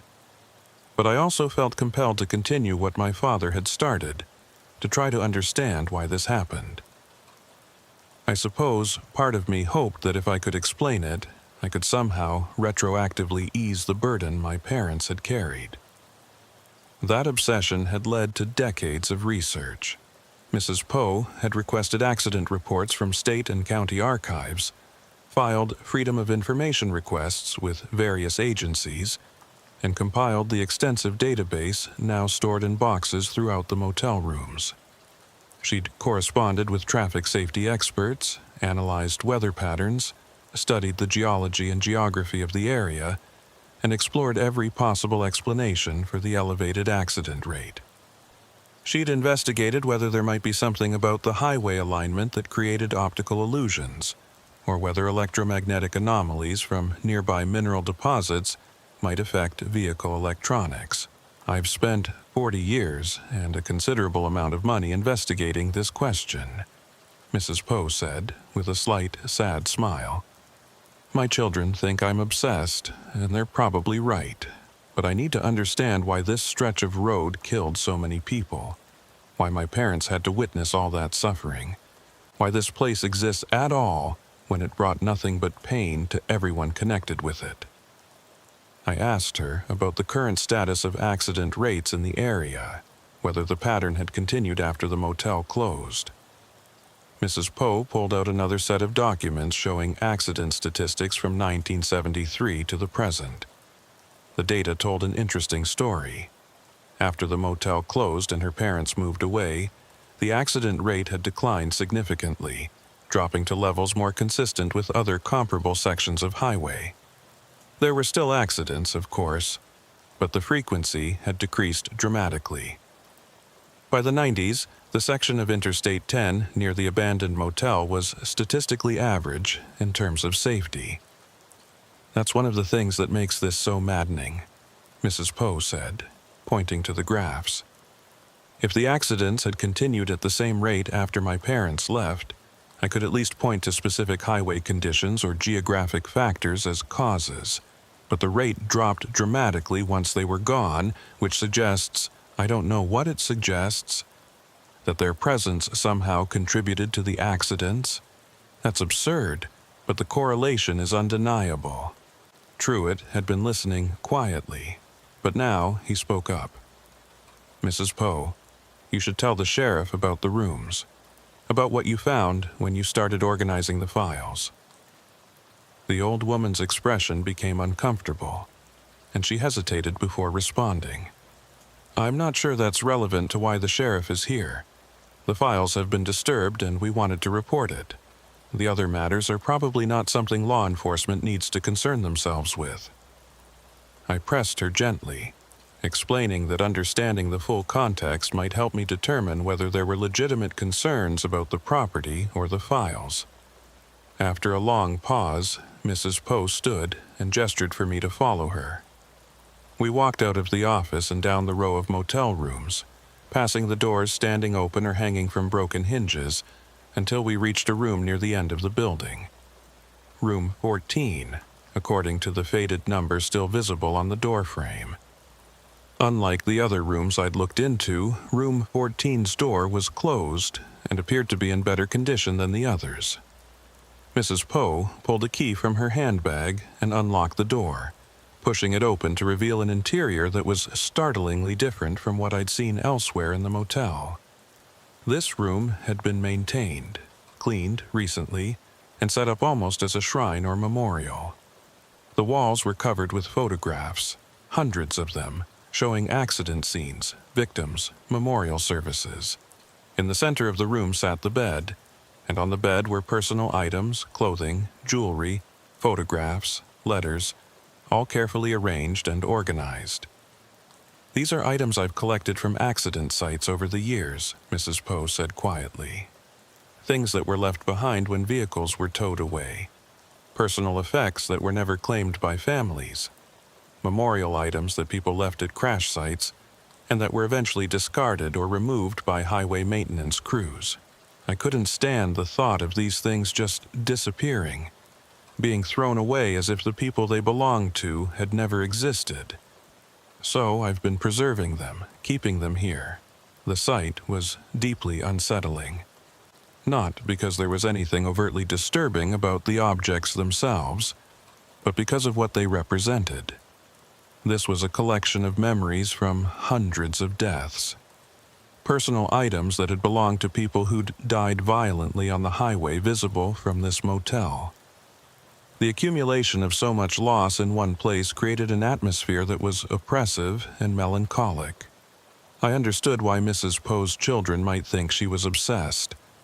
This level of engagement with death and tragedy went beyond research into something more personal and consuming. "I know how this looks," Mrs. Poe said, reading my expression. "I know it seems morbid, perhaps unhealthy. But these people died here, in this place, and most of them have been forgotten by everyone except the families who lost them. Someone should remember. Someone should acknowledge that their lives mattered and that their deaths meant something. My parents witnessed so many of these deaths, and this is my way of honoring both the victims and my parents' suffering." I asked whether she'd been to the motel recently, whether she might have been the person Truett had seen disturbing the files. She shook her head firmly. "I haven't been out here in several months. I usually come once or twice a year to add new files to the collection or to spend time in room 14. But I haven't made any recent visits. That's why Elias's call concerned me. If someone else has been here going through the files, I need to know who and why. These records represent decades of work, and some of them contain personal information that shouldn't be widely distributed." We walked back to the parking area, and I asked Truett to describe exactly what he'd found when he arrived that morning. He explained that several of the file boxes in room 7 had been moved, stacked differently than they'd been on his previous visit. Some boxes appeared to have been opened and their contents disturbed, with files pulled out and not returned in the proper order. Most significantly, he thought at least 2 boxes might be missing entirely, though he couldn't be certain since he didn't keep detailed inventory of the storage. "What concerned me most was finding this in room 9, Truett said, pulling a small object from his jacket pocket and handing it to me. It was a digital camera, relatively recent model, with a memory card still installed. Someone left this behind, or dropped it, or maybe intended to come back for it. I thought you might be able to use it to figure out who's been here." I examined the camera carefully. It was a standard consumer model, a few years old but still functional. The battery was dead, but that wouldn't be a problem once I got it back to the office and found a charger. If there were photos on the memory card, they might tell us who'd been at the motel and what they'd been photographing. I bagged the camera as evidence and made notes about where it had been found. This was starting to look like it might be more than just trespassing or curiosity. Someone had been conducting their own investigation of the motel and the accident files, and they'd been systematic enough about it to bring equipment and spend considerable time going through the records. Mrs. Poe looked troubled by the discovery of the camera. "Sheriff, I need to be honest with you about something. Over the years, I've had occasional contact from people who are interested in the motel's history. Researchers, authors writing about unusual phenomena, even people who claim to investigate paranormal activity. I've always refused to cooperate with them because I don't want the motel to become some kind of curiosity or tourist attraction. The deaths that occurred here were real, and the people who died deserve respect, not to be turned into entertainment or fodder for sensationalist stories." She explained that within certain communities, people who studied anomalies, unusual death patterns, or purportedly haunted locations. The Ash Road Motel had a reputation. There were online forums and websites that discussed the location, sharing theories about why the accident rate had been so high and speculating about supernatural causes. Mrs. Poe had done her best to keep the exact location secret, never publicly confirming the motel's name or providing directions to the property. But information had apparently leaked out over the years, and she'd occasionally found evidence that people had visited the site despite the remote location and lack of obvious access. "If someone from one of those communities has found the motel and is going through my files, that's deeply concerning," Mrs. Poe said. "Not just because of privacy issues with the accident reports, but because I don't want this place to become a destination for people who treat death and tragedy as entertainment. My parents suffered enough watching people die here. I won't allow their memory or the memories of the accident victims to be exploited." I assured Mrs. Poe that I'd investigate who'd been at the motel and what their intentions were. In the meantime, I suggested she consider whether storing sensitive files in an abandoned, unsecured building in a remote location was prudent. She acknowledged the concern but said she couldn't imagine storing the files anywhere else. "This is where the history exists, Sheriff. The accidents happened here, my parents witnessed them from this property, and the records belong here. I know that might not make logical sense, but it's important to me that the documentation remains connected to the place." Before leaving, I took detailed photographs of the motel complex, documenting the condition of the buildings and the layout of the property.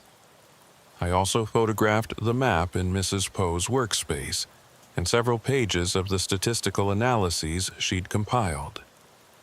If this turned out to be part of a larger investigation, or if there were legal issues around the property or files, having thorough documentation would be valuable. Mrs. Poe gave me her contact information and made me promise to let her know what I found on the camera. The drive back to Douglas gave me time to think about what I'd encountered at the Ash Road Motel. On the surface, it was a straightforward case of possible trespassing and minor theft. Someone had entered an abandoned property and gone through stored materials, possibly removing some files. That was technically illegal, but it wasn't the kind of crime that typically warranted extensive investigation. What made the situation unusual was the context. The history of the motel. The obsessive research Mrs. Poe had been conducting for decades, and the disturbing collection of memorial items in room 14.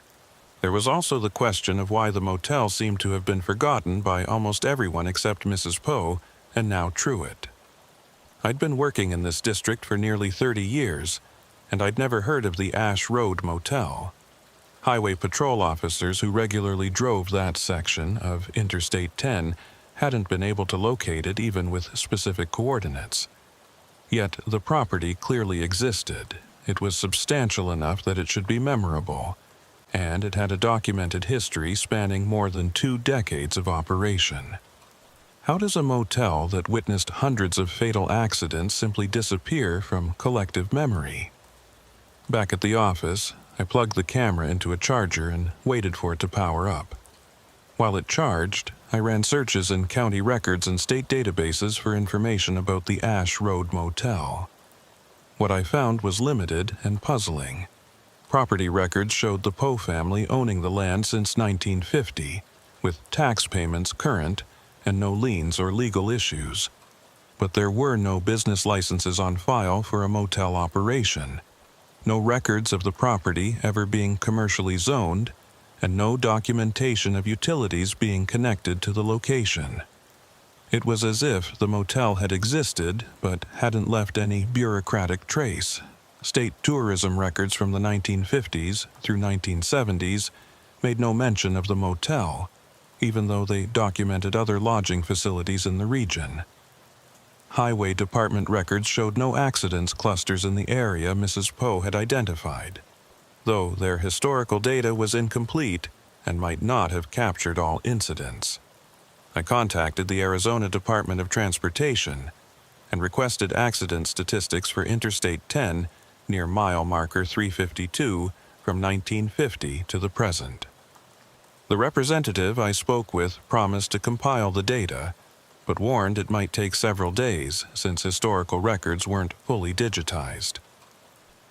When the camera finally powered up, I connected it to my computer and accessed the memory card. There were 73 photographs stored on the card, all taken at the Ash Road Motel within the past week based on the file timestamps. I began reviewing the images systematically, and what I saw made the situation significantly more complicated and concerning. The first photographs on the camera were exterior shots of the motel complex, taken from various angles and distances. The photographer had been methodical, documenting the buildings from the parking area, from the access road, and from positions around the property perimeter. These images showed the motel in afternoon light, with long shadows stretching across the cracked pavement and the desert landscape visible in every direction.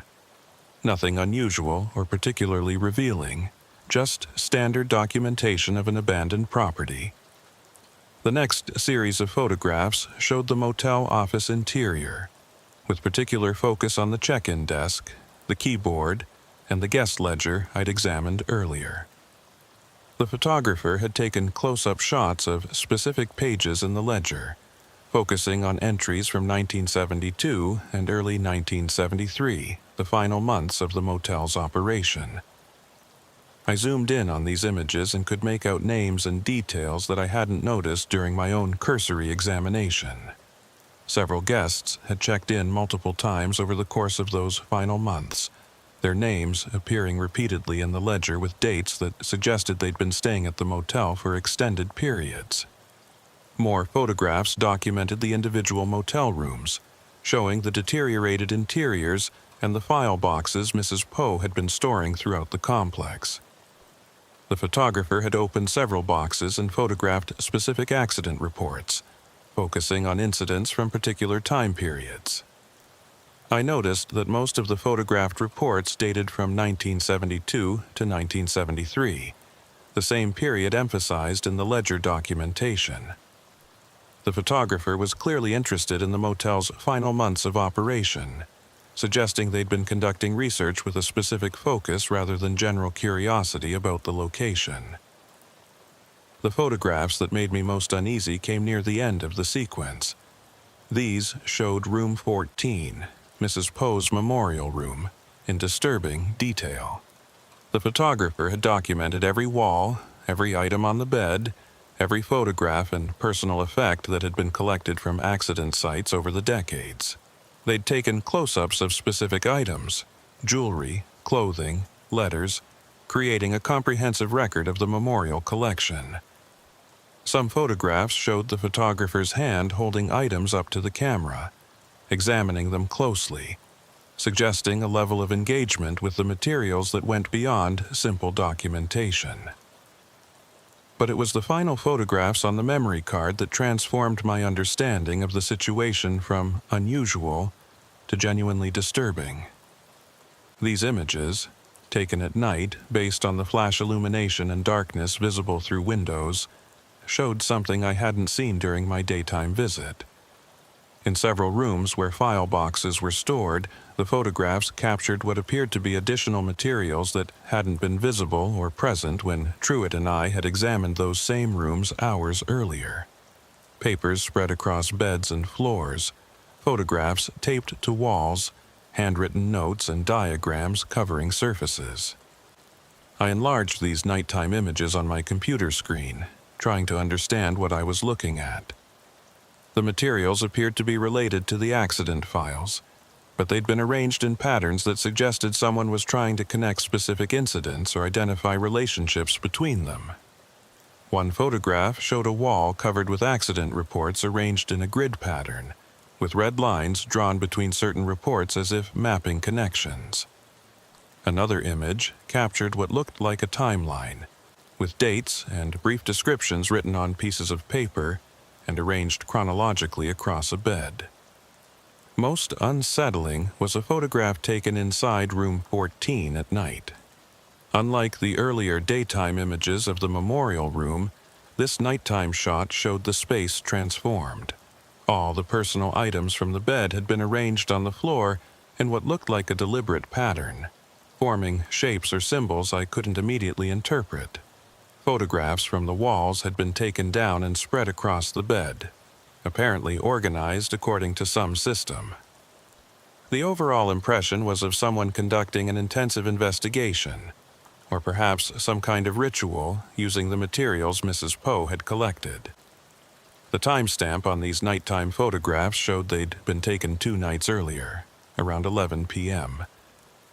That meant someone had spent hours at the abandoned motel after dark, working by flashlight or battery-powered lamps, arranging materials and documenting their research or whatever they were doing. The level of commitment suggested this wasn't casual trespassing or simple curiosity. Someone was deeply invested in understanding something about the Ash Road Motel, and they'd been willing to spend considerable time and effort in pursuit of that understanding. I called Truitt and described what I'd found on the camera. He listened quietly and then said something that made the situation even more complex. "Sheriff, I should probably tell you that I've found evidence of people visiting the motel before. Usually just trash or signs that someone was there briefly. Probably curiosity seekers who heard stories and wanted to see the place. But about 6 months ago, I found something different. Someone had been staying in one of the rooms, not just visiting but actually living there for a period of time. They'd brought in a cot, supplies, equipment. When I reported it to Mrs. Poe, she asked me to document it, but not to file any official complaints. I asked why Mrs. Poe wouldn't want trespassing reported, particularly if someone had been living on her property. Truitt's response revealed another layer to the story. She said that sometimes people who are drawn to places like the motel are looking for something, trying to understand something about death or loss, or questions that don't have easy answers. She said that as long as they weren't damaging the property or disturbing the files, she didn't mind if they spent time there. She said her parents had welcomed travelers for 23 years, and in some way, the motel was still serving that purpose. This explanation aligned with the impression I'd formed of Mrs. Poe during our conversation. She wasn't simply researching accident statistics out of academic interest. She was engaged with profound questions about death, suffering, and the search for meaning in tragedy. If others were drawn to the motel for similar reasons, she apparently saw that as a kind of validation of her own decades-long obsession. The motel had become a place where people confronted mortality and sought answers to questions that probably didn't have satisfactory resolutions. I spent the rest of that afternoon and evening analyzing the photographs and trying to understand what story they told. The photographer had been systematic and purposeful, documenting specific materials with clear interest in the motel's final months of operation. The arrangement of accident reports and creation of connection diagrams suggested they were looking for patterns or relationships between incidents. The engagement with materials in room 14 indicated interest in the personal dimensions of the tragedies, not just the statistical or analytical aspects that Mrs. Poe's research emphasized. The next morning, I drove back to the Ash Road Motel, this time arriving around 10 a.m. to conduct a more thorough investigation. I wanted to see if any of the materials visible in the nighttime photographs were still present, and I wanted to examine room 14 more carefully to see if the arrangement of items had been disturbed, as those photographs suggested. The drive out to the property felt different this time, perhaps because I was approaching it with more knowledge about its history and with specific investigative purposes rather than responding to an uncertain situation. The motel looked exactly as it had during my previous visit, deteriorating buildings sitting in silent isolation under a sky that promised more of the unusual November weather that had characterized the past few days. I parked in the same location and began a systematic search of the rooms, starting with those that had contained the arranged materials in the nighttime photographs. What I found was puzzling and slightly unnerving. The rooms looked exactly as they had during my first visit, with file boxes stacked and nothing arranged on beds or walls. If someone had spent hours organizing accident reports into patterns 2 nights earlier, they'd subsequently returned everything to its original state. Room 14 presented a similar situation. All the personal items were arranged on the bed exactly as they'd been when Mrs. Poe had shown me the memorial collection. The photographs were on the walls in their previous positions. There was no indication that anything had been moved or disturbed. Either the nighttime photographs on the camera had documented a temporary arrangement that had been carefully restored, or something stranger was happening that I didn't yet understand. I spent more than an hour examining room 14, trying to understand Mrs. Poe's collection and what it revealed about her state of mind. The personal effects she'd gathered represented hundreds of individual tragedies, each item connected to a person who had died violently on the highway visible from this motel. Some items were mundane: clothing, watches, everyday objects that could have belonged to anyone. Others were more personal and poignant: wedding rings, letters, photographs of children, things that spoke to the lives that had been interrupted by sudden death. What struck me most was the care with which everything had been arranged. Mrs. Poe had organized the items by type and date, creating a catalog of loss that was both comprehensive and respectful. Each item had a small handwritten label providing context: the date of the accident, the victim's name if known, and sometimes brief details about the circumstances. The collection wasn't ghoulish or exploitative. It was a genuine attempt to preserve the memory of people who might otherwise be completely forgotten, to acknowledge that their lives and deaths had mattered to someone. As I was photographing the collection for my case file, I noticed something that hadn't been visible during my first quick look at the room.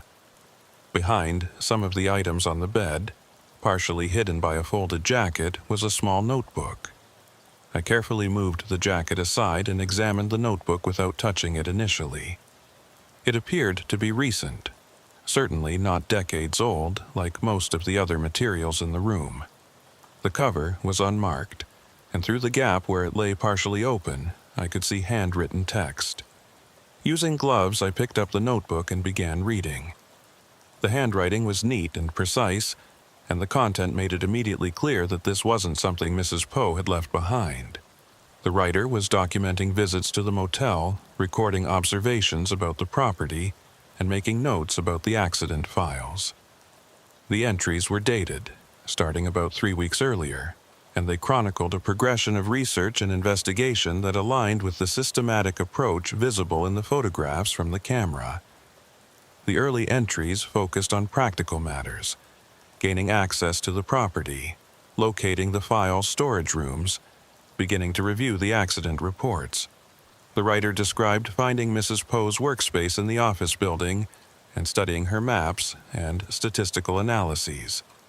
They noted the concentration of accidents during the motel's operational period and the dramatic decline after 1973. These observations matched what Mrs. Poe had explained to me, suggesting the notebook's author had been conducting similar research and reaching similar conclusions. Later entries became more speculative and philosophical. The writer discussed theories about why the accident rate had been so high, considering and dismissing various conventional explanations like highway design, weather patterns, or driver behavior. They noted the statistical improbability of such concentrated tragedy and questioned whether there might be factors operating that conventional analysis couldn't capture. The tone suggested someone trained in research methods but willing to consider unconventional explanations when conventional ones proved inadequate. The most recent entries, written just days before I'd found the camera, took on a different character. The writer described spending nights at the motel, observing the property after dark, and experiencing phenomena that were difficult to articulate. They wrote about hearing sounds that might have been highway traffic or might have been something else, about seeing lights moving across the desert that didn't correspond to vehicles on the distant interstate, about feeling presences in certain rooms that suggested the motel retained some imprint of the deaths that had occurred nearby. One entry in particular stood out for its detailed description of an experience in room 14. The writer described arranging the personal items in specific patterns, attempting to create some kind of connection with the people they'd belonged to. They wrote about feeling overwhelming sadness and sensing the accumulated grief that Mrs. Poe's collection represented. Most significantly, they claimed to have experienced what they described as communications, impressions or feelings that seemed to come from outside their own thoughts, conveying messages about the accidents and the people who died. The final entry in the notebook was dated 2 days earlier, the same night the photographs had been taken. It was brief and carried a tone of urgency very different from the measured observations in earlier entries. I understand now why the accidents happened. It wasn't the highway or the motel or any physical factor. It was attention. The Poes watched, documented, focused on death happening in this place, and somehow that attention drew more death. Their observation created a feedback loop that concentrated tragedy. When they left and stopped watching, the pattern broke. But I've been watching now, studying the deaths, giving them attention again, and I can feel it starting to return. The motel wants witnesses. It needs observers. I have to leave before I become part of what I've been studying. I read that final entry several times, trying to understand what the writer meant and what implications it might have for the investigation. The suggestion that observation itself could somehow attract or cause accidents was clearly irrational, but the writer's conviction came through powerfully in their urgent prose. They'd convinced themselves that researching the motel and studying the accident files had somehow activated whatever process had caused the original clustering of tragedies. Whether that belief had any basis in reality, or was simply the product of spending too many hours alone in an abandoned building thinking about death, was unclear. I searched the rest of the motel systematically, looking for any other materials the photographer might have left behind, or any indication of who they were. In room 9, where Truitt had found the camera, I discovered a small duffel bag tucked into a closet. The bag contained personal items that provided some identification. There was a wallet with a driver's license belonging to someone named Marcus Ashford, a resident of Tucson. The license photo showed a man in his 30s with the serious expression typical of DMV photography.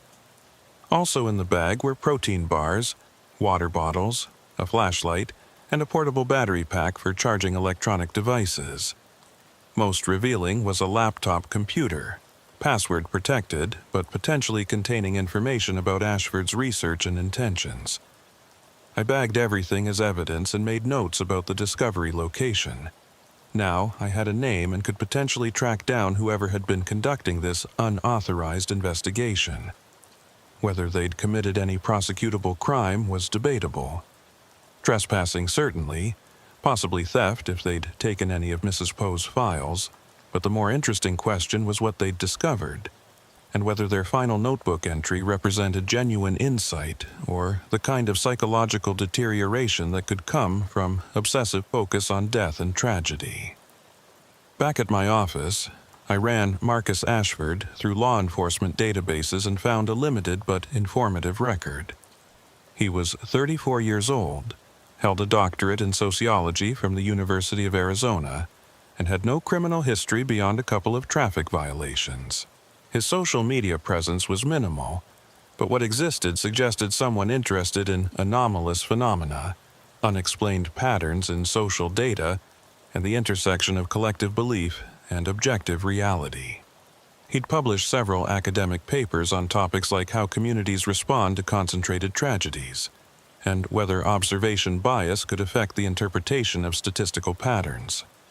I called the phone number associated with Ashford's driver's license and reached a voicemail with a professional greeting identifying him as Dr. Ashford and providing contact information for the University of Arizona Sociology Department. I left a message identifying myself and asking him to call me back regarding an investigation in Cochise County. I didn't mention the motel specifically, wanting to see how he'd respond to a general inquiry from law enforcement. While waiting for Ashford to return my call, I contacted Mrs. Poe and updated her on what I'd found. She listened quietly to my description of the photographs, the notebook, and the materials I'd recovered. When I finished, she was silent for a long moment before responding. "Sheriff, what this man wrote in his final entry, about attention and observation creating a pattern that attracts tragedy, my father believed something similar. He never articulated it the way this researcher did, but he felt that by documenting the accident so carefully, by focusing so much attention on death, he might somehow be contributing to it. That's part of why he walked away. He thought that if he stopped watching, stopped recording, the deaths might stop too." She explained that her father's belief had been based more on guilt and psychological exhaustion than on any rational theory. He'd felt responsible for the accidents in some irrational way, as if his presence as a witness somehow made them more likely to occur. Her mother had tried to convince him that his feelings were just the product of trauma and survivor's guilt. But he'd never been able to shake the conviction that he should have done something differently, though he could never articulate what that something might have been. When the accident rate dropped after they left, my father took that as confirmation of his fears, Mrs. Poe said. He believed his departure had saved lives, that by removing his attention from the highway, he'd broken whatever pattern had been operating. My mother thought the decline was just random statistical variation, or perhaps changes in highway safety that happened to coincide with their leaving. They never resolved that disagreement, and it haunted him for the rest of his life. I asked whether Mrs. Poe believed there was any validity to the idea that observation could influence accident rates. Her answer was careful and thoughtful. "Sheriff, I've spent 40 years studying this question, and I still don't know what to believe. The statistical correlation between the motel's operation and the elevated accident rate is undeniable, but correlation isn't causation, and I can't construct any rational mechanism by which my parents' presence or attention would affect driver behavior on a highway hundreds of yards away. Yet the pattern exists, and I haven't found any conventional explanation that accounts for it adequately." She continued, saying that her research had led her to consider factors that weren't typically included in traffic safety analysis. The psychology of place, for instance. How certain locations acquire reputations that might unconsciously affect people's behavior. Or the possibility of statistical clustering that appeared meaningful but was actually random, humans being pattern-seeking creatures who found significance in arrangements that were purely coincidental. Or perhaps there were genuine anomalies in certain locations, factors not yet understood by conventional science, that could influence events in ways that seemed impossible from our current perspective. What concerns me most, Mrs. Poe said, is that this researcher reached the same conclusion my father did, that observation somehow feeds the pattern. If he's right, then my own research might be perpetuating exactly what I've been trying to understand. By collecting all these accident reports, by maintaining the memorial in room 14, by spending so much time focused on death at this location, I might be creating the conditions for the pattern to return. That's a terrifying thought, Sheriff, and I'm not sure what to do with it.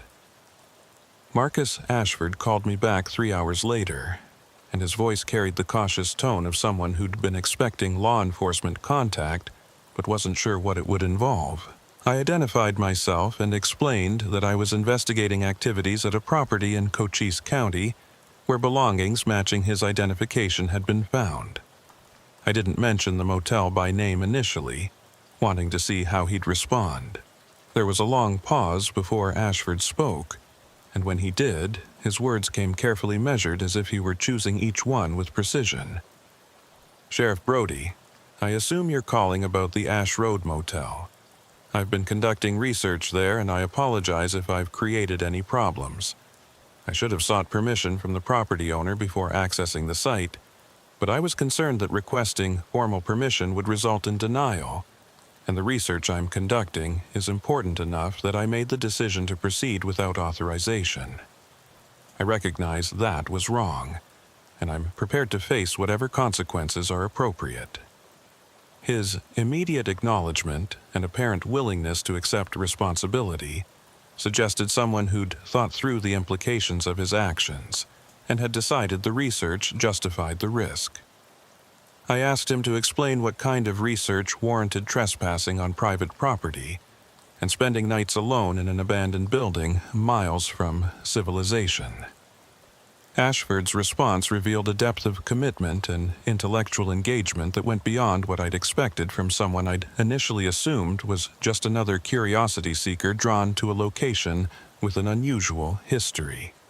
Sheriff, my academic work focuses on what I call observational anomalies, situations where the act of watching or measuring appears to influence the phenomenon being observed.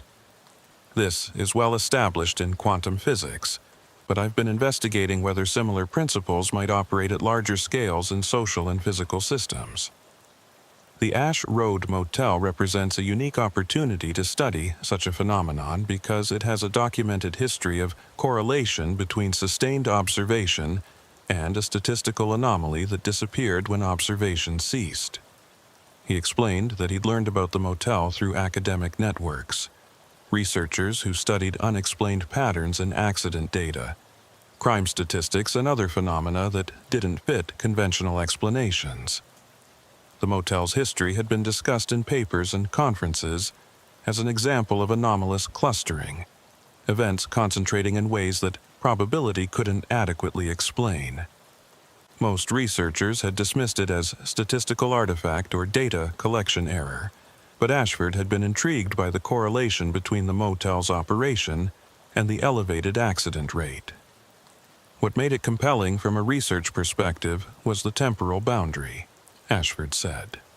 The pattern started when the Poes opened the motel and began documenting accidents. It continued throughout the 23 years they operated the business and maintained detailed records. Then it stopped abruptly when they closed the motel and stopped observing. That's not how genuine highway safety problems behave. If there were physical factors making that stretch of road dangerous, they'd continue operating regardless of whether anyone was watching. The fact that the pattern tracked so closely with observation suggested something more complex was happening. I asked about the notebook I'd found, particularly the final entry where he'd written about needing to leave before becoming part of what he was studying. Ashford was quiet for a moment, and when he spoke again, his voice carried a different quality, less academically confident and more personally uncertain. Sheriff, I spent 3 weeks at that motel, reviewing accident files, studying the patterns Mrs. Poe had documented, and trying to understand the mechanism behind the correlation. The more time I spent there, the more I became convinced that observation itself was the key variable. The Poes had watched the highway obsessively, documented every accident, and somehow that attention created conditions that made accidents more likely. He described experiencing what he called psychological resonance during his time at the motel, a sense that the location retained some imprint of all the death and grief it had witnessed. Whether that was a genuine phenomenon or simply the product of suggestion and isolation was something he couldn't determine objectively. But he'd found himself thinking constantly about accidents, anticipating crashes, imagining in vivid detail what it would be like to witness the kinds of tragedies the Poes had seen hundreds of times. That mental focus, he believed, might be recreating the conditions that had originally generated the elevated accident rate. The night I wrote that final entry, I'd been at the motel for 12 hours, working through files and organizing materials in room 14. I'd arranged the personal items in patterns, trying to understand the individuals they'd belonged to and the circumstances of their deaths. Around midnight, I heard a sound from the direction of the interstate, a sound I interpreted as tires screeching and metal impacting. I ran outside and looked toward the highway, expecting to see lights or smoke or some indication of an accident. But there was nothing. The interstate was empty and quiet. Ashford explained that he'd returned to the motel office and checked recent accident reports from the Arizona Department of Transportation for that section of highway. There had been no accidents reported that night or for several days previous, but he'd been absolutely convinced he'd heard a crash, so convinced that he'd been ready to call emergency services. That disconnect between his certainty about what he'd heard and the objective absence of any incident had shaken him profoundly. It suggested that his own mental state, shaped by immersion in accident documentation and focus on death, had created a perception that didn't correspond to external reality. That's when I understood what might have happened to the Poes, Ashford said. They'd spent 2 decades watching that highway, documenting accidents, thinking constantly about crashes and deaths. Their attention had become so focused on tragedy that they began seeing it everywhere, perhaps even unconsciously anticipating it in ways that created self-fulfilling prophecies. Drivers sometimes report feeling uneasy or distracted on certain stretches of road, sensing something wrong even when nothing objective supports that feeling. If the Poes were projecting expectation of accidents, radiating anxiety or foreboding in some subtle way, might that affect passing drivers, make them more nervous, more likely to make mistakes? The theory was speculative and difficult to prove, but it had a certain psychological plausibility. Environmental psychologists had documented how places could acquire emotional associations that affected people's behavior. Locations associated with tragedy sometimes became self-reinforcing, with people's expectations of danger creating heightened anxiety that led to exactly the kinds of accidents or incidents they feared. Whether such effects could operate at the scale and intensity needed to explain the Ash Road Motel's history was debatable, but it offered a framework for understanding the correlation between observation and accident rates. I asked Ashford why he'd left his belongings at the motel instead of collecting them when he departed. His explanation revealed just how disturbed he'd been by his final experiences at the property. "Sheriff, I left in a hurry after that night because I was afraid. Not physically afraid that something would harm me, but psychologically afraid that if I stayed longer, I'd become so immersed in death and tragedy that I wouldn't be able to separate my research from my own mental state. I felt like the motel was pulling me into its history, making me part of the pattern of observation and death. I got in my car and drove straight back to Tucson without packing up my materials. I know that sounds irrational, but the feeling was overwhelming." He'd been planning to return during daylight hours to retrieve his belongings, and had been working up the courage to do so when I called. The fact that I'd found his materials and identified him was almost a relief, he said, because it meant he had a concrete reason not to go back. He asked what would happen to his laptop and research materials, and whether he'd face criminal charges for trespassing.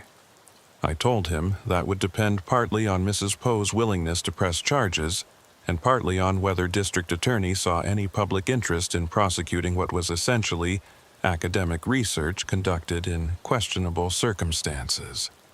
After speaking with Ashford, I called Mrs. Poe and relayed our conversation. She listened without interrupting, and when I finished, she asked me a question that cut to the heart of what bothered her about the entire situation. "Sheriff, do you believe what he's suggesting? That by studying the accidents, by maintaining the memorial, by keeping all this documentation at the motel, I might be creating conditions for the pattern to return? Because if that's true, I've spent 40 years making the same mistake my parents made, focusing so much attention on death that I'm somehow attracting more of it." It was a difficult question, and I tried to answer honestly. I told her that I didn't know whether Ashford's theories had any validity, but I couldn't dismiss them entirely either. The correlation between observation and accident rates was real, even if the mechanism behind it remained unclear. Whether that correlation represented causation, coincidence, or something more complex was beyond my ability to determine.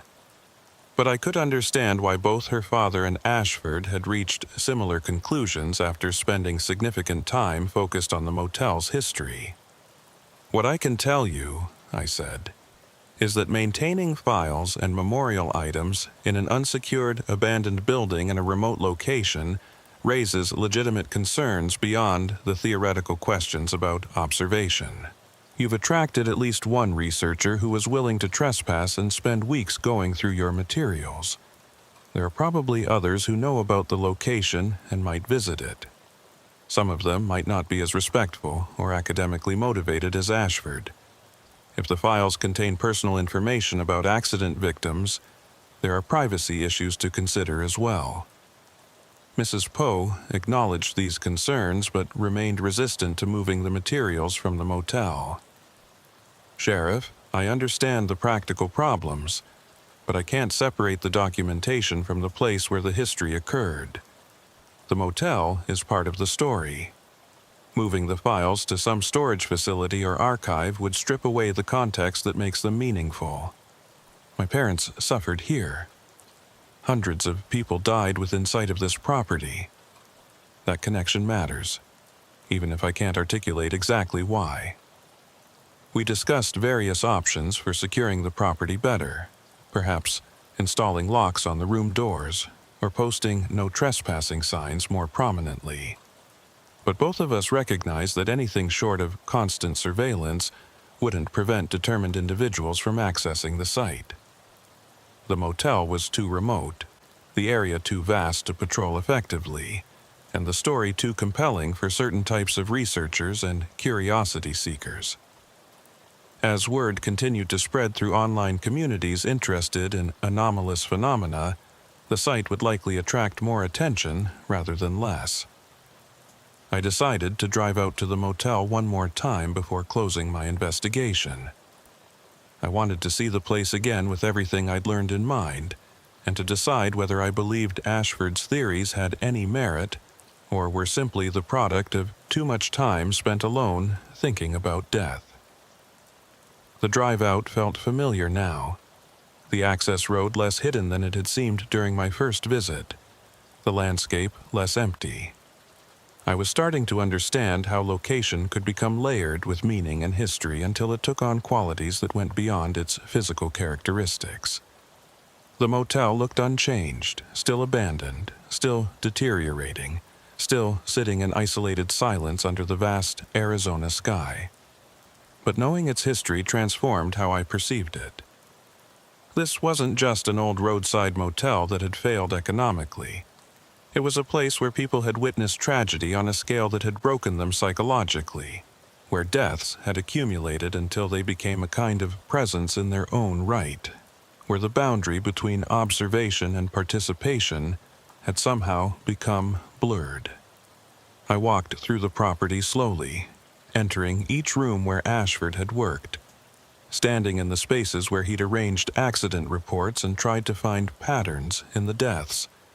In room 14, I stood among Mrs. Poe's memorial collection and tried to imagine what it would be like to spend hours here at night, handling objects that had belonged to people who'd died violently, trying to connect with their stories and understand their losses. The accumulated weight of so much death in one place was oppressive, and I found myself thinking about accidents, imagining crashes, anticipating tragedy in ways that felt intrusive and unwelcome. That's when I heard it. A sound from the direction of the interstate that might have been highway traffic or might have been something more specific. The screech of tires, the impact of metal, the compressed violence of a high-speed collision.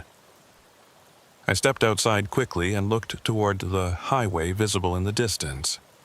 Nothing. No smoke, no stopped traffic, no indication that anything had happened. Just the empty road stretching across the desert under afternoon sunlight. I stood there for several minutes, listening carefully and watching the highway. A few vehicles passed, traveling at normal speeds with no signs of distress or unusual behavior. The sound I'd heard, or thought I'd heard, didn't repeat. Eventually, I convinced myself it had been imagination, the product of suggestion after hearing Ashford's account of his own experience. But the certainty I'd felt when I first heard it, the absolute conviction that an accident had occurred, lingered uncomfortably in my thoughts. Back at my vehicle, I sat and looked at the motel one final time before leaving. The place seemed to watch back, and I understood viscerally what Ashford had meant about feeling pulled into its history. There was something about this location that demanded attention, that drew people into contemplating death and tragedy until those thoughts began to feel more real than the empty highway and quiet desert that actually surrounded it. Whether that quality was inherent to the place or created by the layers of observation and documentation that had accumulated over decades was impossible to determine. I called Mrs. Poe from my vehicle before driving away. I wanted to tell you that I've completed my investigation. No charges will be filed against Dr. Ashford, and I'll return his belongings to him. As far as securing your property goes, I'll include the motel in my regular patrol area, but I can't guarantee that determined individuals won't find ways to access it. The decision about what to do with the files and the memorial collection is ultimately yours to make. She thanked me for my time and thoroughness, then asked a question I hadn't expected. Sheriff, when you were at the motel just now, did you experience anything unusual? Did you hear or see anything that made you question your perceptions? I thought about lying, about dismissing my experience as nothing worth mentioning. But Mrs. Poe had been honest with me about her father's beliefs and her own uncertainties, so I decided to reciprocate that honesty. I thought I heard an accident on the highway, I admitted. I was absolutely certain I'd heard a crash, but when I looked, there was nothing there. It was probably just imagination, suggestion from learning about your father's and Dr. Ashford's experiences. But in that moment, it felt completely real. Mrs. Poe was quiet for a long moment before responding, and when she spoke, her voice carried a weight of recognition and something that might have been resignation. My father described the same experience, she said. During the years they operated the motel, he began hearing crashes that weren't there, seeing smoke from fires that hadn't happened, feeling absolutely certain that accidents were occurring even when they objectively weren't. He thought he was losing his mind, that the stress of witnessing so much death had broken something in his perception. But maybe it was something else. Maybe the attention, the focus, the constant anticipation of tragedy creates a kind of feedback where expectation becomes indistinguishable from experience. She continued, saying that she'd decided to remove the files from the motel and donate them to the Arizona Historical Society, where they could be properly archived and made available to researchers under controlled conditions. The memorial items in room 14 would be returned to families if possible, or respectfully disposed of if they couldn't be reunited with appropriate recipients. She'd continue to own the property and pay taxes on it, but she wouldn't maintain it as a research site anymore. The motel would return to being simply an abandoned building, slowly deteriorating in the desert, no longer weighted with the burden of so much documented death. "I think my father was right to walk away," Mrs. Poe said. "And Dr. Ashford was right to leave when he did. There's something about this place that draws people into contemplating tragedy until they can't separate their thoughts from reality. I've spent 40 years trying to understand it, and all I've learned is that some questions don't have answers we can live with. Some patterns are better left unstudied. Some places are better left alone." 3 weeks later, I helped Truett and a small crew that Mrs. Poe hired to remove the file boxes and memorial items from the motel. We worked quickly and efficiently, loading everything into a truck for transport to Tucson, where the Historical Society would take custody. The motel rooms looked even emptier after we'd removed the files, just bare spaces with deteriorating walls and floors, no longer serving even the marginal purpose of storage. As we finished loading the last boxes, Truett commented on how different the place felt without all the documentation of death that had filled it. "It's like the building can breathe again," he said. "All those years of accident reports and personal items from dead people, it was like the motel was suffocating under the weight of so much loss.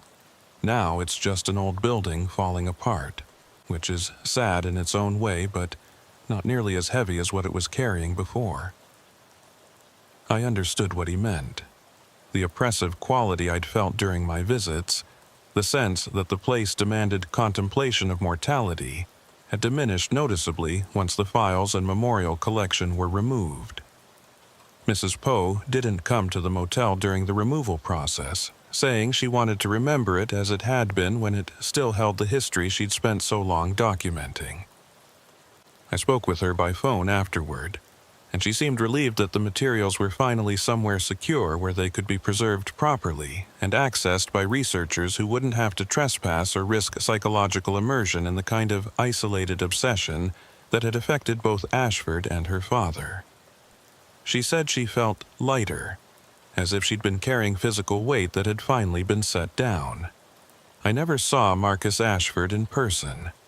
I arranged for his belongings to be shipped to his university office, and he sent me a brief note thanking me for handling the situation with understanding rather than prosecution. The note included an update on his research, saying that his experience at the motel had led him to reconsider some of his theories about observational anomalies. He'd concluded that while attention and expectation could certainly influence perception and interpretation, the mechanisms by which they might affect external physical events remained unclear and possibly unknowable. Some phenomena might simply operate at the boundaries of what scientific methodology could meaningfully investigate. In the months following the case, I found myself checking accident statistics for the section of Interstate 10 near the abandoned motel more frequently than I probably should have. The rates remained normal, consistent with other comparable stretches of highway, showing no indication that the pattern documented during the motel's operational years was returning. Whether that stability resulted from the removal of observation and documentation, or was simply the continuation of a trend that had started when the Poes closed the business decades earlier, was impossible to determine. The correlation existed, but causation remained mysterious. I drove past the motel turnoff occasionally during routine patrols, and each time I was tempted to take the access road and check on the property. But I resisted that temptation, remembering how easily attention could become obsession, and how contemplating tragedy could transform perception until imagination and reality became difficult to distinguish. The motel was better left alone, allowed to deteriorate naturally without the weight of human observation and documentation. Some places needed to be forgotten, their histories allowed to fade rather than preserved and studied until they became more real than the present moment. The Arizona Department of Transportation never found any conventional explanation for the elevated accident rate that had characterized that section of highway during the motel's operational years. Engineers reviewed historical records and couldn't identify design flaws, hazardous conditions, or any physical factors that would account for the statistical anomaly. Traffic safety specialists suggested the clustering might have been random variation that appeared meaningful only because someone had been documenting it carefully. The consensus was that the Ash Road Motel represented an interesting historical footnote, but not a genuine mystery requiring further investigation. That official conclusion satisfied most people, but it didn't satisfy me. I'd spent enough time at the motel, talked with enough people who'd been affected by its history, and experienced enough of my own unsettling perceptions there to believe that something more complex had been operating than simple coincidence or data collection artifact. Whether that something was psychological, environmental, or represented phenomena that current science couldn't adequately categorize, I couldn't say, but the pattern had been real, the correlation undeniable, and the psychological effects on multiple observers consistent enough to suggest genuine rather than imaginary phenomena. Sometimes, late at night when I'm working at my desk reviewing case files, I think about the Ash Road Motel sitting empty in the desert, slowly being reclaimed by the harsh climate and the relentless passage of time. I think about the Poes spending 23 years watching people die on a highway that should have been safe but somehow wasn't. I think about Mrs. Poe spending 40 years trying to understand her parents' suffering, and perhaps perpetuating the very pattern she was trying to explain. I think about Marcus Ashford fleeing the property in psychological distress after becoming too immersed in documenting death. And I think about my own experience of hearing a crash that didn't happen, feeling absolute certainty about something that wasn't real. The case remains officially closed with no criminal charges filed and no ongoing investigation. But in my mind, it's never been fully resolved. The Ash Road Motel exists in county records as a deteriorating structure on land owned by Verna Poe. It exists in Arizona Department of Transportation databases as a location associated with historical accident clusters that lacked conventional explanation. It exists in academic literature as an example of statistical anomaly and possible observational effect. And it exists in my memory as a place where the boundaries between attention and causation, between observation and participation, between what we think we perceive and what actually occurs, became uncomfortably blurred.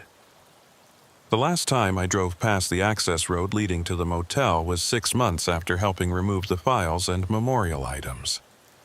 I slowed down almost to a stop, looking at the barely visible tracks disappearing into the desert. For just a moment, I considered turning off the highway and driving out to see what the property looked like now that it had been stripped of the documentation and objects that had given it such oppressive weight.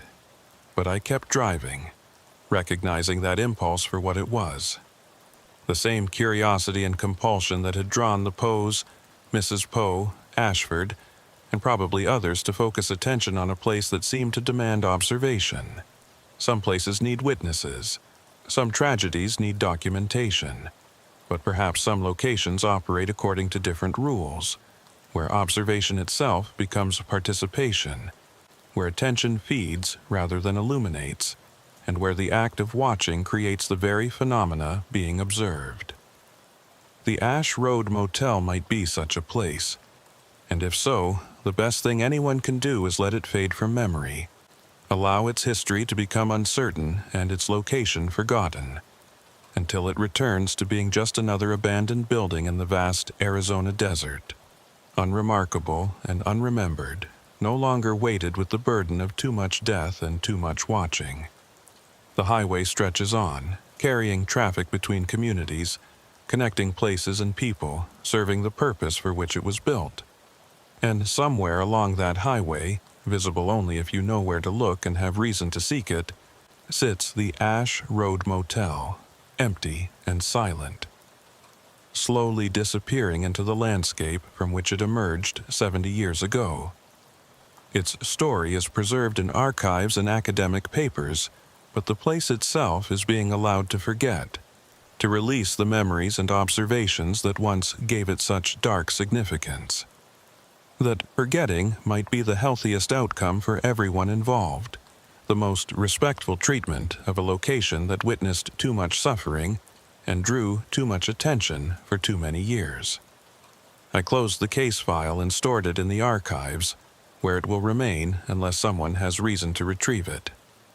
The file is thorough and complete, documenting everything I learned about the Ash Road Motel, the elevated accident rate during its operational years, the research conducted by Mrs. Poe and Dr. Ashford, and the theories about observation and causation that emerged from investigating the location. Future law enforcement officers who might encounter questions about the property will find all the information I gathered and all the conclusions I reached, but they won't find answers to the deeper questions about whether attention can influence reality, whether some places demand witnesses, or whether the act of observing can sometimes become the thing that creates what's being observed. Those questions remain open, and perhaps they should stay that way.